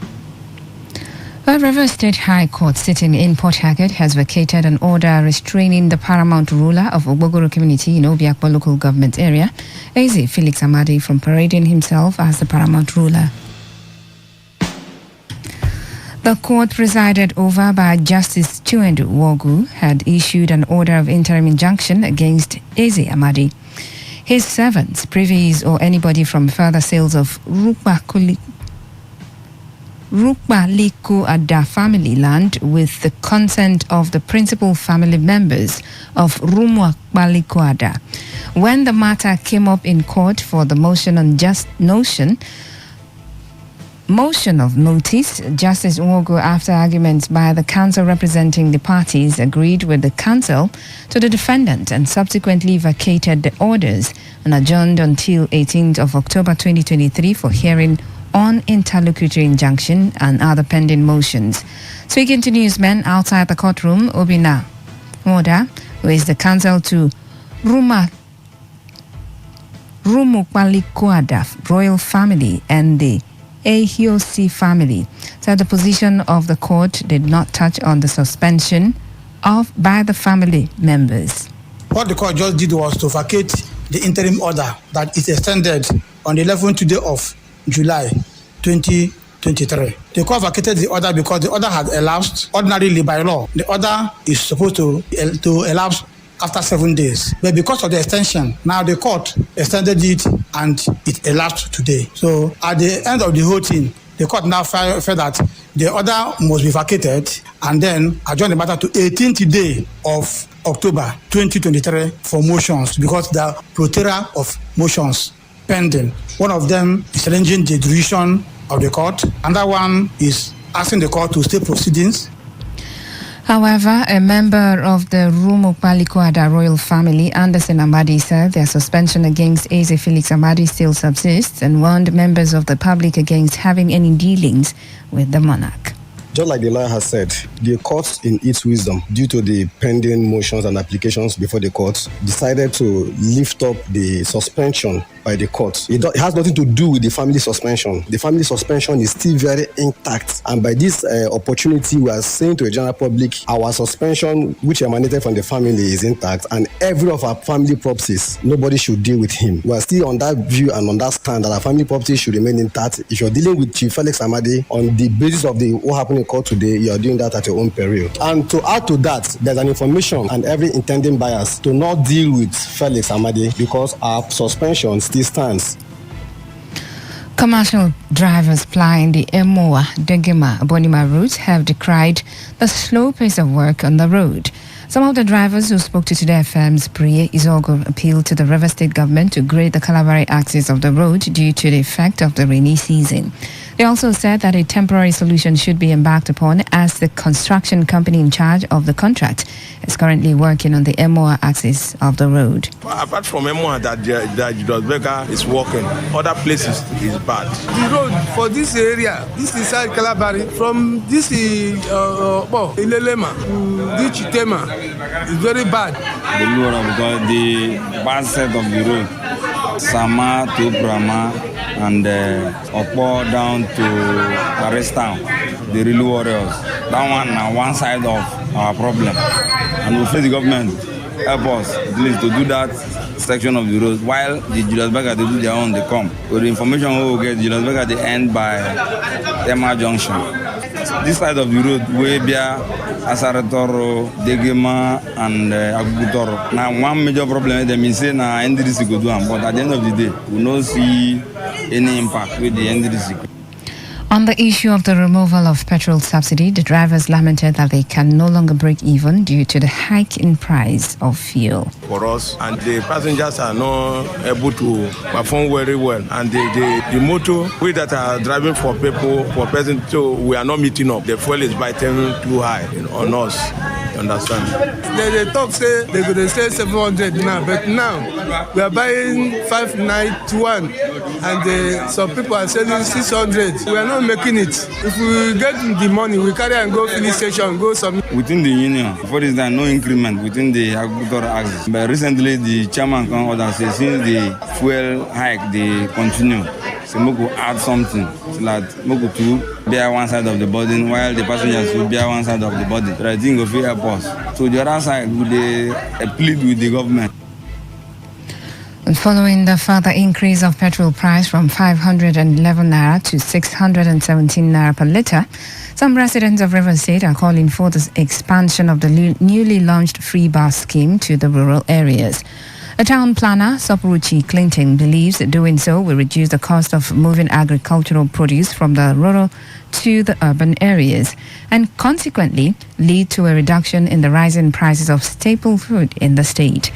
Clinton, who spoke during an interview with Today FM, also called on the local government councils to complement the efforts of the state government by also providing free buses for people in their areas. Each time issues come, everybody is hammering on the state government or the federal government. Maybe there's another arm of government that is more closer to the people. What about our local government system? What are they doing? They should take it a step further because these buses are not getting to the rural areas. I think the last place is Oyibo and Erumoko. What about those living in the Korean local government? What about those in Ichilu? What about those in Emoa? So these local government chairmen should get their own buses and they should consider farmers. You know, part of what is giving a food crisis whereby staple food are very expensive because of transportation. So if the local government chairman gets boxes and maybe trucks that will convey farmers, local people from the villages to the town who are bringing food, this will go a long way reducing the cost of food in the state. So the local government chairman should also do something about it to get their own buses and trucks to help their own people. It shouldn't be the state government alone.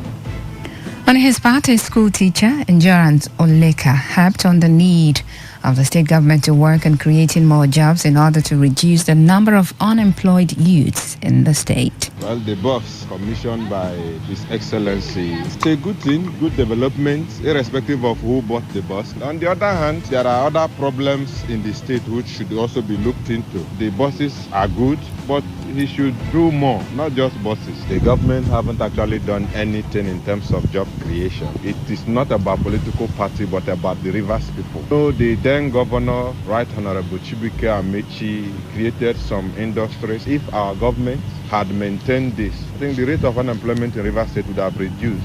In fact, there's no job in Rivers State. The governor should do something, at least to engage the youth, to minimize court activities.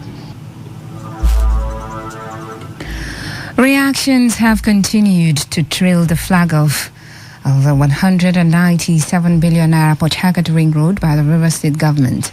A lecturer in the Faculty of Environmental Sciences, Rivers State University, Eida Chike, has enjoined the people of the state to support the plan and vision of Governor Siminalayi Fubara on the road project.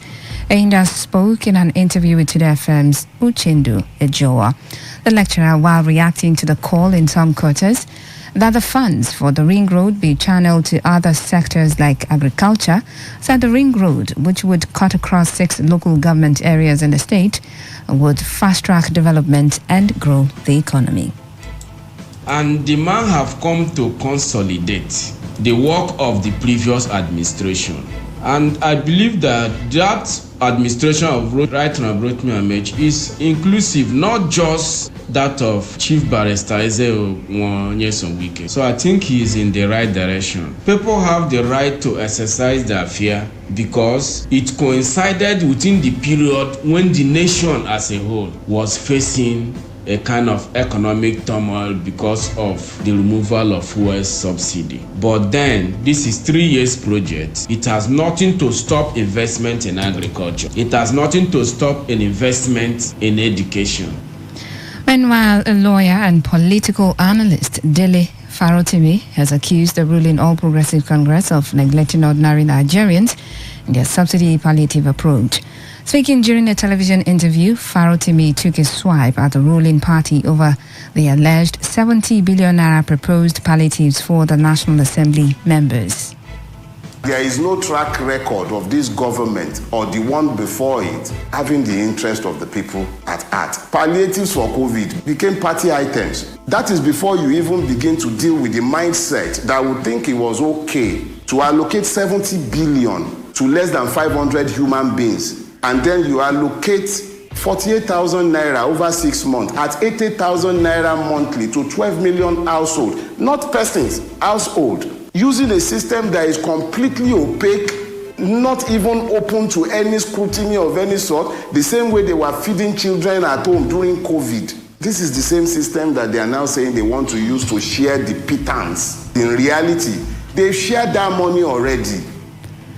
Farotimi, who lambasted the Nigeria National Petroleum Company Limited on account of how it is running the Nigerian petroleum industry, also criticized Nigerians for not holding their leaders accountable for their actions. We have lived for so long next to what is essentially a rubbish heap that we've lost our capacity to smell. So we sit down in the midst of our mess and we eat, we drink, we party, and we forget. The government of Nigeria does not treat the people of Nigeria as human beings. It's not just about treating us as citizens. We are not treated as human beings.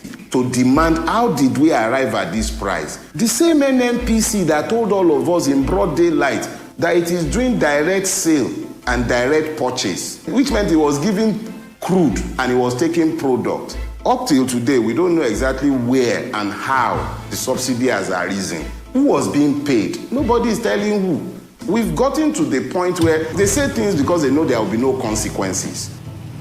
In a related development, the South Youth Initiative has demanded the resignation of the Group Managing Director of the Nigeria National Petroleum Company Limited, Mele Kyari, for allegedly advising the federal government wrongly on issues concerning petrol.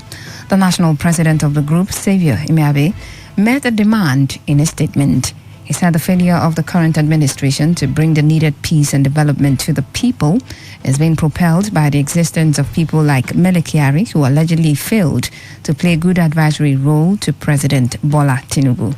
The statement revealed that the recurrent act of insensitivity of the current administration has only confirmed the group's earlier fears that the All Progressives Congress does not have any good and valid developmental plans for Nigerians. A former Delta State Governor, James Ibori, has been ordered by a UK judge to hand over 100 million euros that he is accused of having stolen. Ibori was convicted in London of fraud and money laundering in 2012 and returned to Nigeria in 2017 after serving some of his sentence in a British prison. The judge said that Ibori has to pay the money immediately or face jail once again. Meanwhile, Ibori has vowed to contest the judge's decision in court.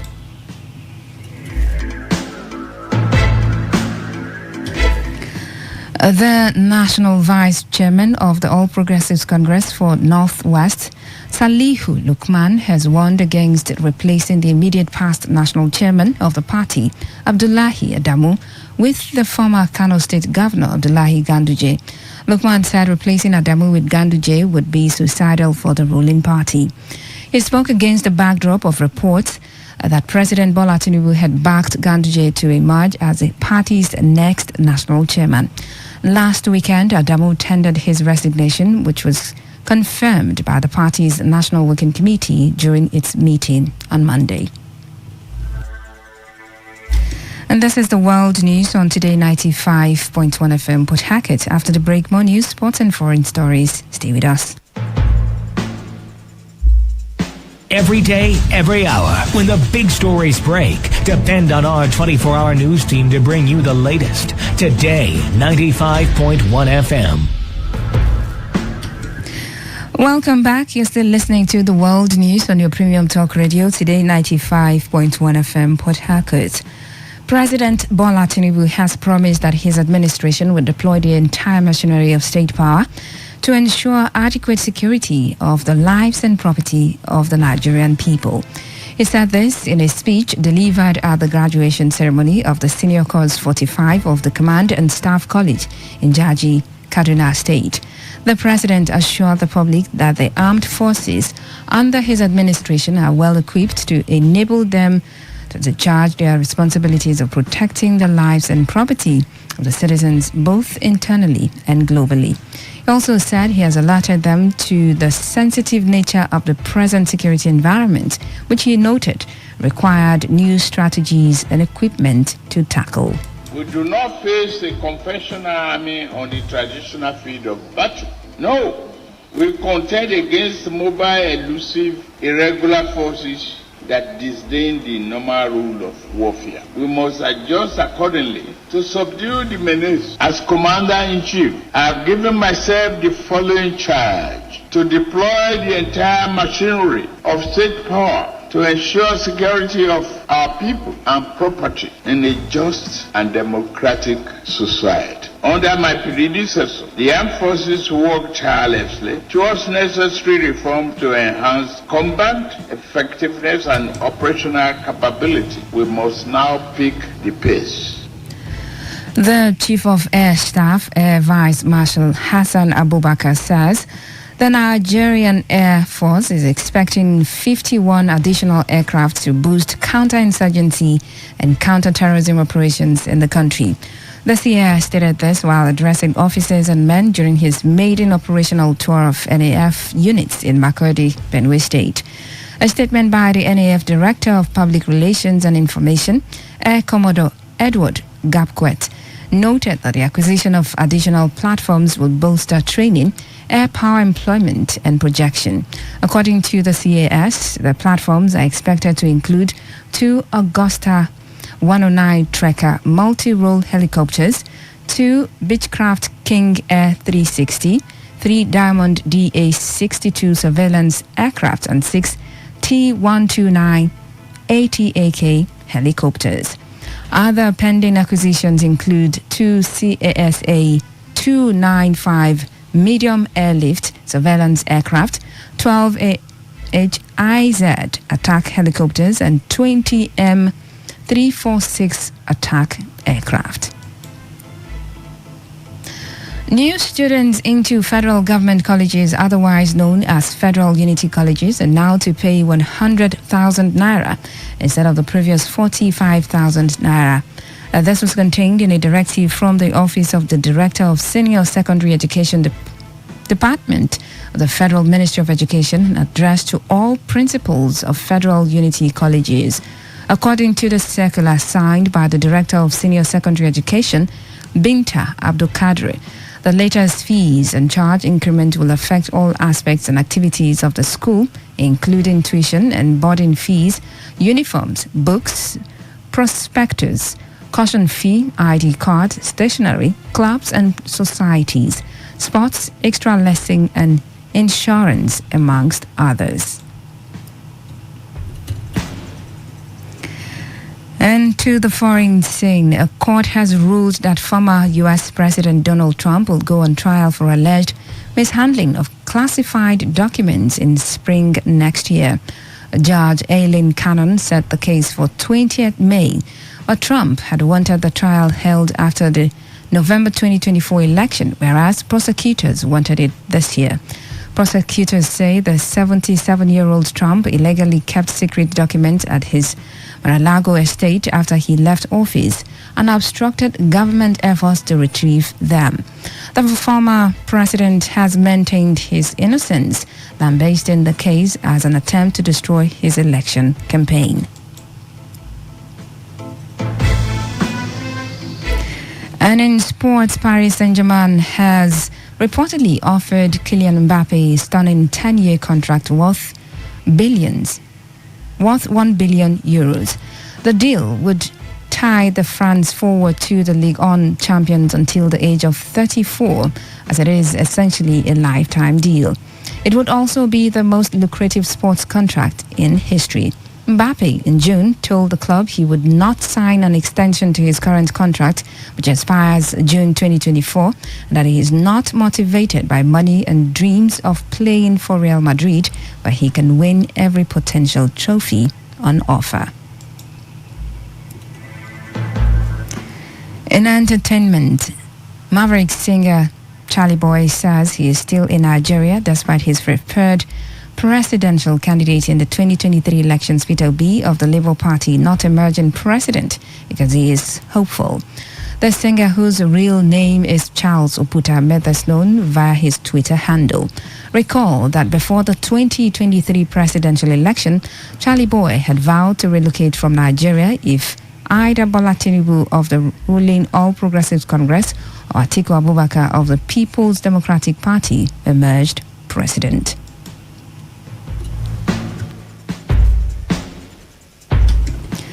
To end the news, here's a summary of the major stories. A resident of First Avenue along SARS Road is seeking justice. A man of his estate security allegedly inflicted machete cuts on him for no reason.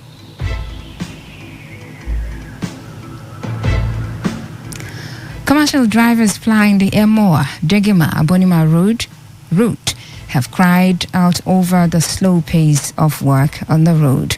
We also told you that former Delta State Governor James Ibori has been ordered by a British court to pay 100 million euros or serve a new 10-year jail term in the UK. And from the foreign scene, we told you that former US President Donald Trump will be tried for the alleged mishandling of classified documents in May next year. And that was the news. Is edited by Prince Ajubo. For comments and inquiries, please call 0818-389-2850 or send your emails to news@todayfmlive.com. You can also read our stories on www.todayfmlive.com. I am Faustina Oputu. Thanks for listening.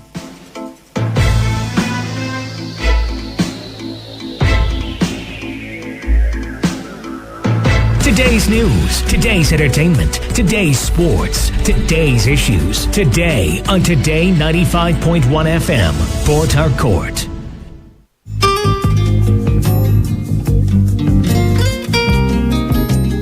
As you know, we are now going through really difficult times. And one of the areas being hit hard is our health. And many will be forced to continue to push healthcare into the backseat. But wait. There is a solution. Tune in this Saturday by 8 a.m. Join Dr. Richard Okoye on Today 95.1 FM as he speaks on how to use modern technology to save the lives of pregnant women, diabetic patients, hypertensive patients, and many more in areas where there are no doctors. Tune in this Saturday by 8 a.m. on Today 95.1 FM and discover the solution to surviving and living a healthy life, even in the midst of Nigeria's unique challenges. Tell somebody to tell somebody this Saturday by 8 a.m. on Today 95.1 FM.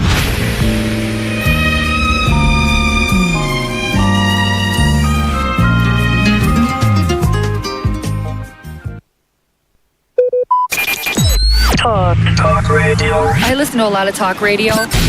95.1 FM. Did you know that there are over 8 million listeners connected to our frequency, covering 6 states across 2 geopolitical zones? Take advantage of our reach and advertise your products, services, events, and businesses on Today 95.1 FM. Get value for your money as millions of people get to know about your business. Give us a call now on 0818-389-2850. Again, 0818-389-2850.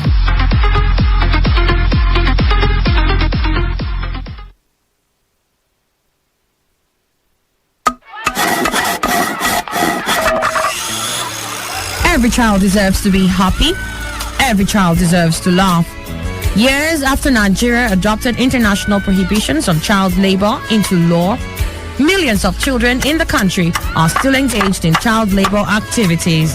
The International Labour Organization estimates that about 25% of Nigeria's 80 million children under the age of 14 are now in the workforce. Every child deserves a childhood. Let us all rise in every hood to give every child, regardless creed, belief, or tribe, a pleasant childhood filled with laughter. This message is brought to you by the voice of the people.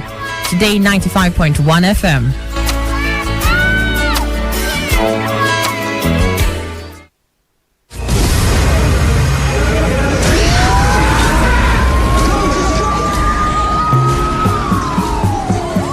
Peace is a situation where there is no war or violence in a society.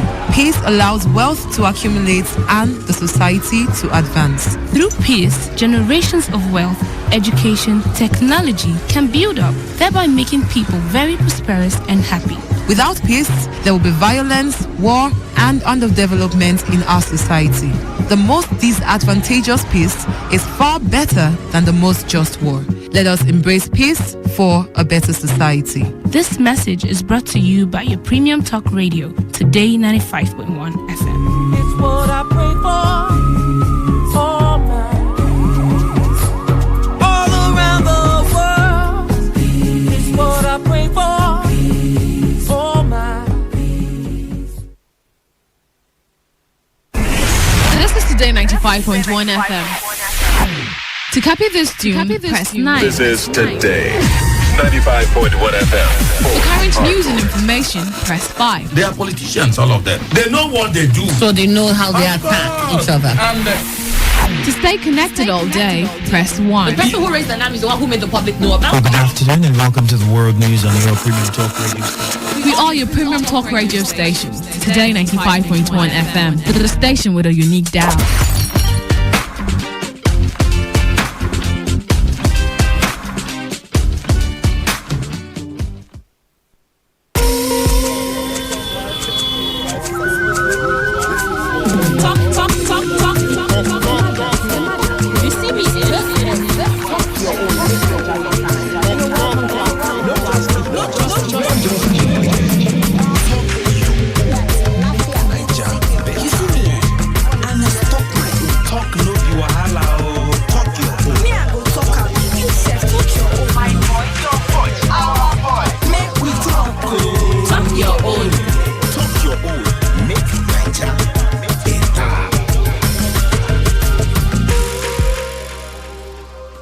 Greetings, beloved citizens of Niger. How una dey? What's going on? What's popping now? How the hustle dey go?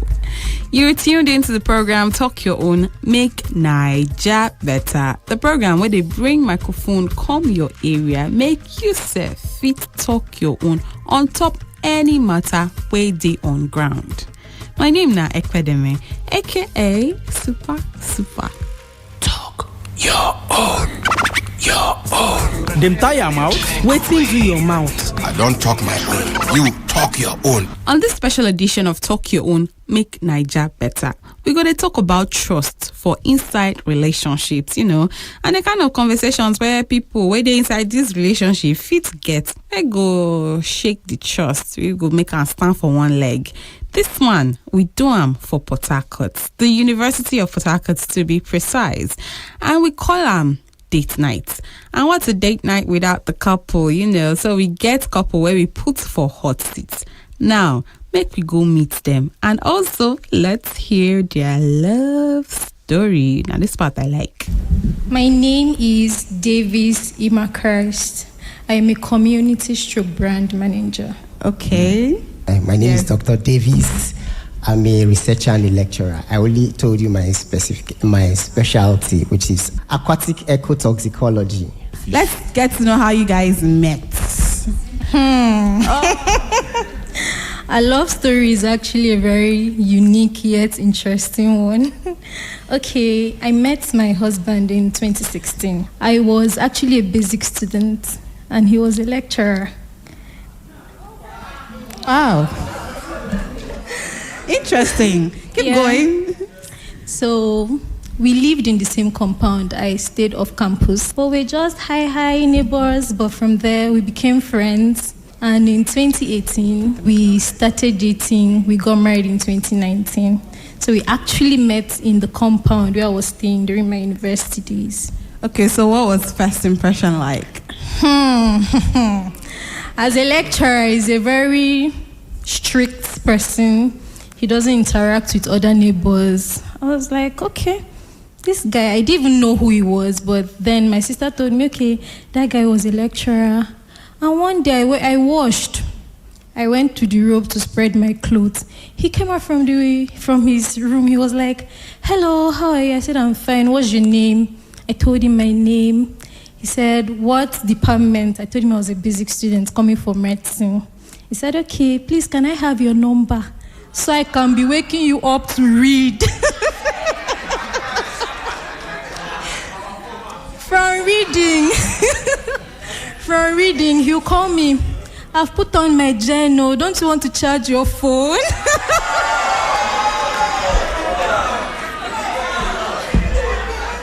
So he was a very calm guy. He was always on his own. So when he became friends with me, I was very happy because he's a very reserved, a go-getter. In fact, my husband is just everything. Please, a round of applause for her. So she don't talk say una meet for compound. Was that the first day you saw her? Not really. Okay, when was the first time you saw her? You were like, this babe. Well, the first day I saw her was at a distance, and I actually did not pick interest. Yeah, I didn't. But I allowed her come closer to observe and to be sure I can actually shoot my shot. Yeah. And that was why I allowed her come through the window and to dry up her stuffs and just give her a high. And the high has resulted to this. So I was cautious in coming to her. But I still took the bull by the horn and gave my shot. All right, thank you very much. Please, a round of applause for our doctor. Talk your own. Make Naija better. Johnny, no now, guy. You are awesome. So fly. All the girls want to be with you. All the guys want to be like you. What is it now? Check out his dressing. Oh boy, I envy you. 100%. Guy, I'm jealous, so 100% squad. Now what do you dey see now? The things wey una no dey see nko. Like taking medicine every day for the rest of your life. You can't miss a day. Then you have to check your body immunity level, CD4 count, every 4 months. Because if it drops below a certain level, yawa fit gas. See you for your next appointment. Then it's hard to have a steady babe because you would have to discuss your status with her. If only I could go back in time. Back to that toilet in the club 10 years ago. The babe was hot and ready. Condom care. I bet come, Joe. Only if I had used a condom. I wouldn't be HIV positive today. Guys, don't be a mumu like I was. Always use a condom. It makes sense. Talk your own. Talk your own. Talk your own. The basics of any relationship is trust, Abi. When una starts in a relationship, what was this level of trust like, and what is it now? Okay, when we started this relationship, the level of trust was at a 95%. Yeah. That high? Yes, it was that high because he's this very open kind of person. Depending on his job, I know we would have had a lot of issues, but he never let that come up because he's very open. He tells me everything, and it has remained that way. So the level of trust has even gone higher to 98%. Yes. So the remaining 2%, what's in the hold down? That 2%, let it just be there.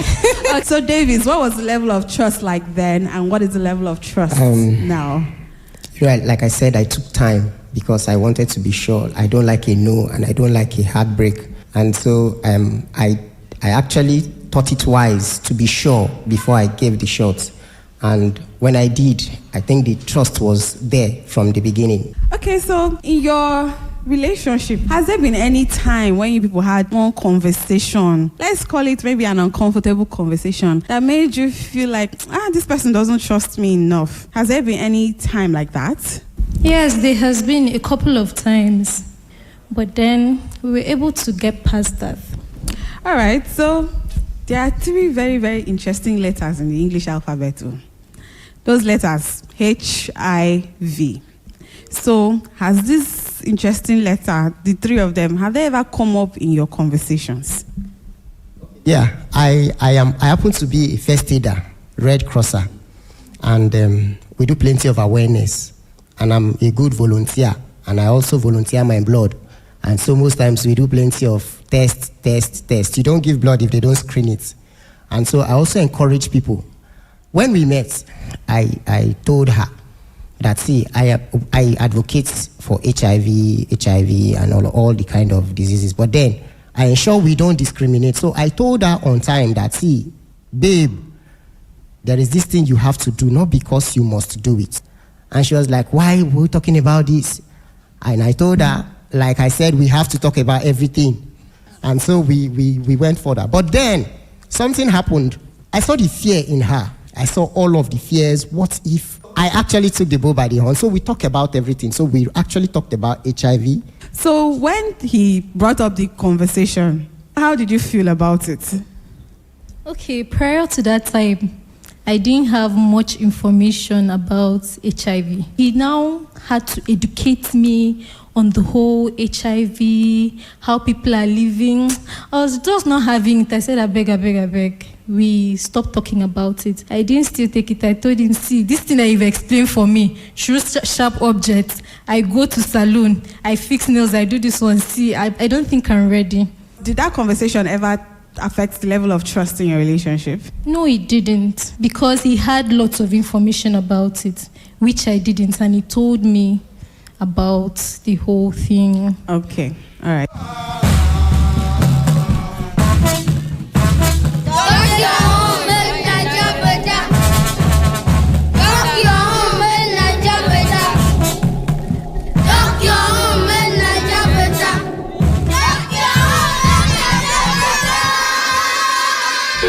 Talk your own. Make Naija better. Apart from HIV, there is also HPV. Do you know what HPV is? Yes, I do know what HPV is. But do you also have conversations around HPV?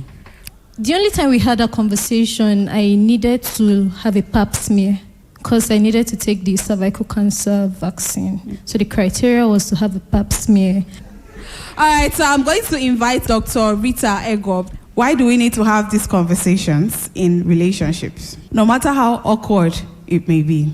My name is Dr. Rita Egop, and HIV means human immunodeficiency virus, while HPV means human papilloma virus. As much as this conversation may seem awkward, I am very happy that our couples here are open to having these conversations, because it is necessary to know about your partner's status, because we want to help them as well as help ourselves. And then some sexually transmitted infections does not even show on the face or on the person's body. I think that will bring us to the topic of safe sex.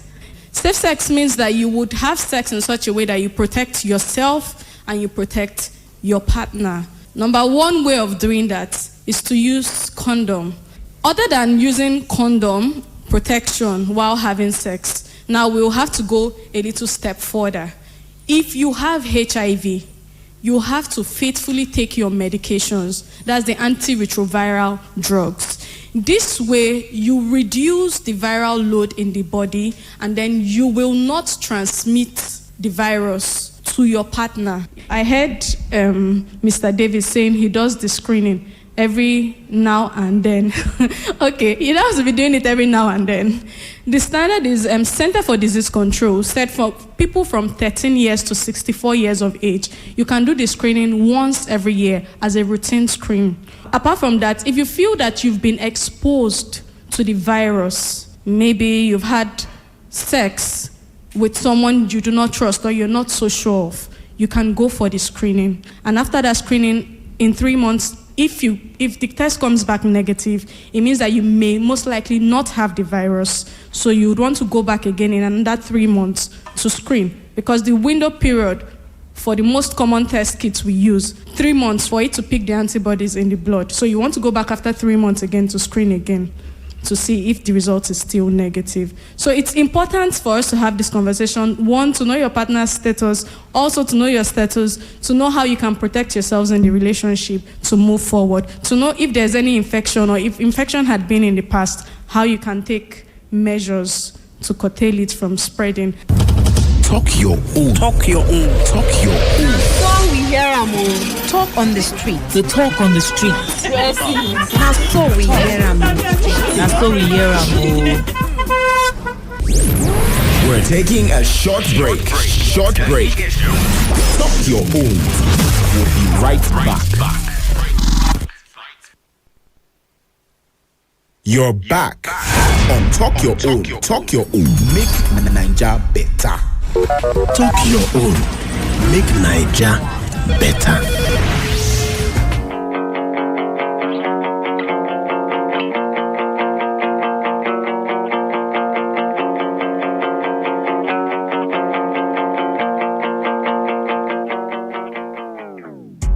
Welcome back. This is the program Talk Your Own, Make Naija Better, for people who not join us from the very, very beginning.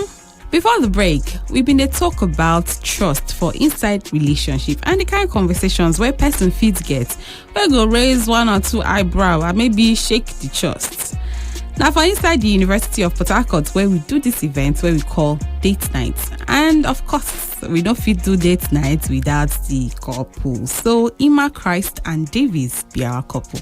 You fit join the conversation, and the number to text now 0708 282 1279. Again, the number now 0708 282 1279. Remember, when you send us text message, always include your name and where you text us from.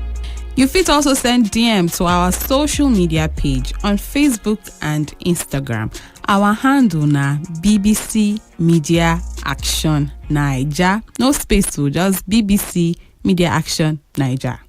As we go back inside Port Harcourt, Dr. Rita Egop, where been they explain wetin HIV be and the ways to prevent this virus, go now explain wetin HPV mean and also the ways to prevent this virus, plus lots more. So don't go anywhere.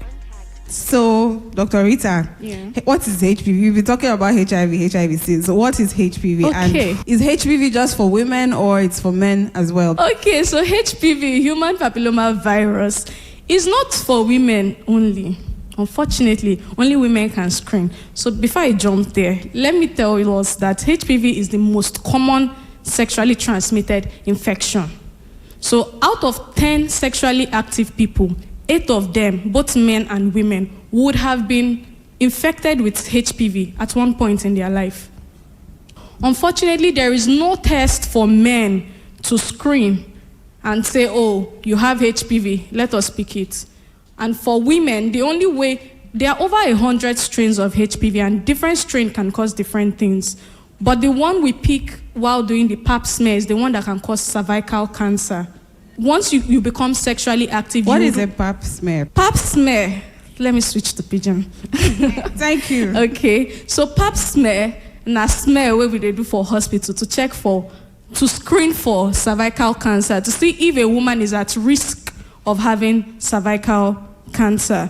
When you go to the hospital, the doctors will guide you on what to do. And if the test comes back positive, they would also guide you on how to move forward. It's just to make sure that in the future, you are not at risk of having cervical cancer and to help you protect yourself. So we also want to protect ourselves from HPV by wearing a condom.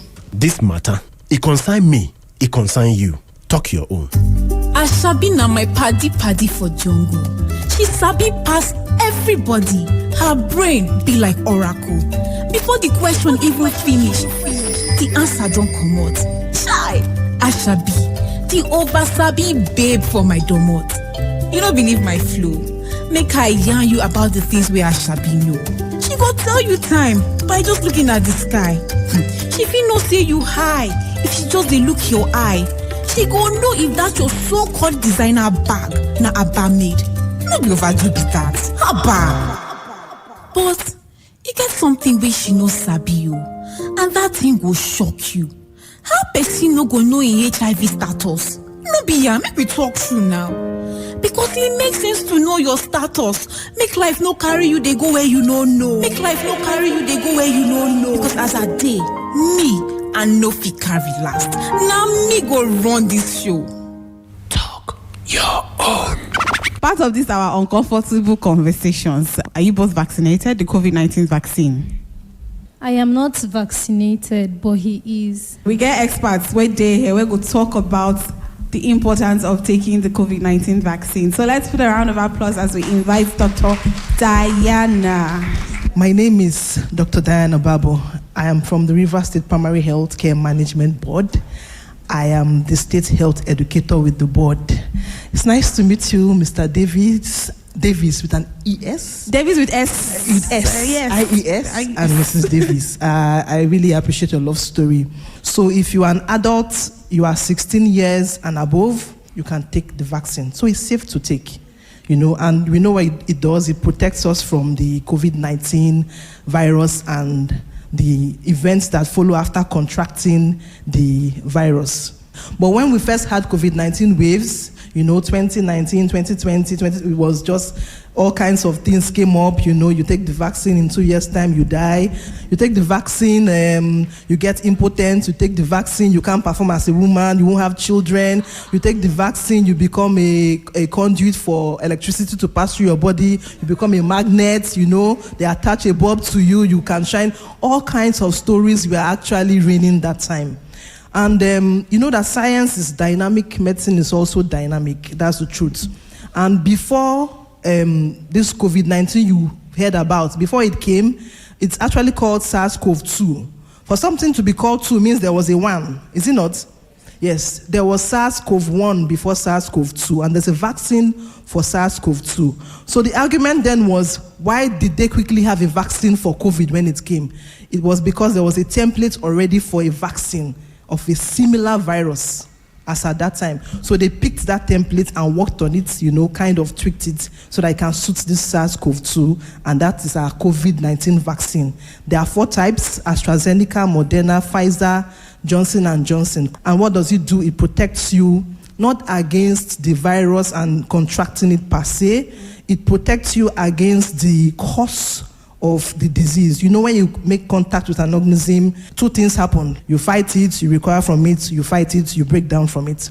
Then, when you recover from it, you have actually become immune to that particular organism.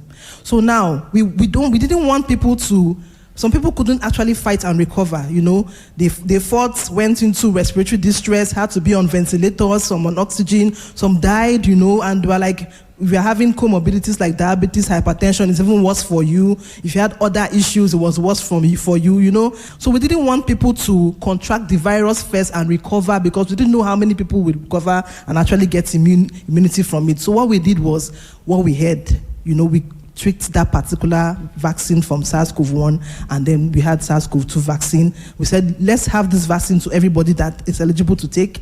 The vaccine makes contact with you. It's part of the organism. Your body begins to fight, develops antibodies, and then you can have that reserve of antibodies even when you have not made contact or contracted the virus. So that when you eventually do contract the virus, your body is able to give a better fight, and you don't end up like the person who didn't have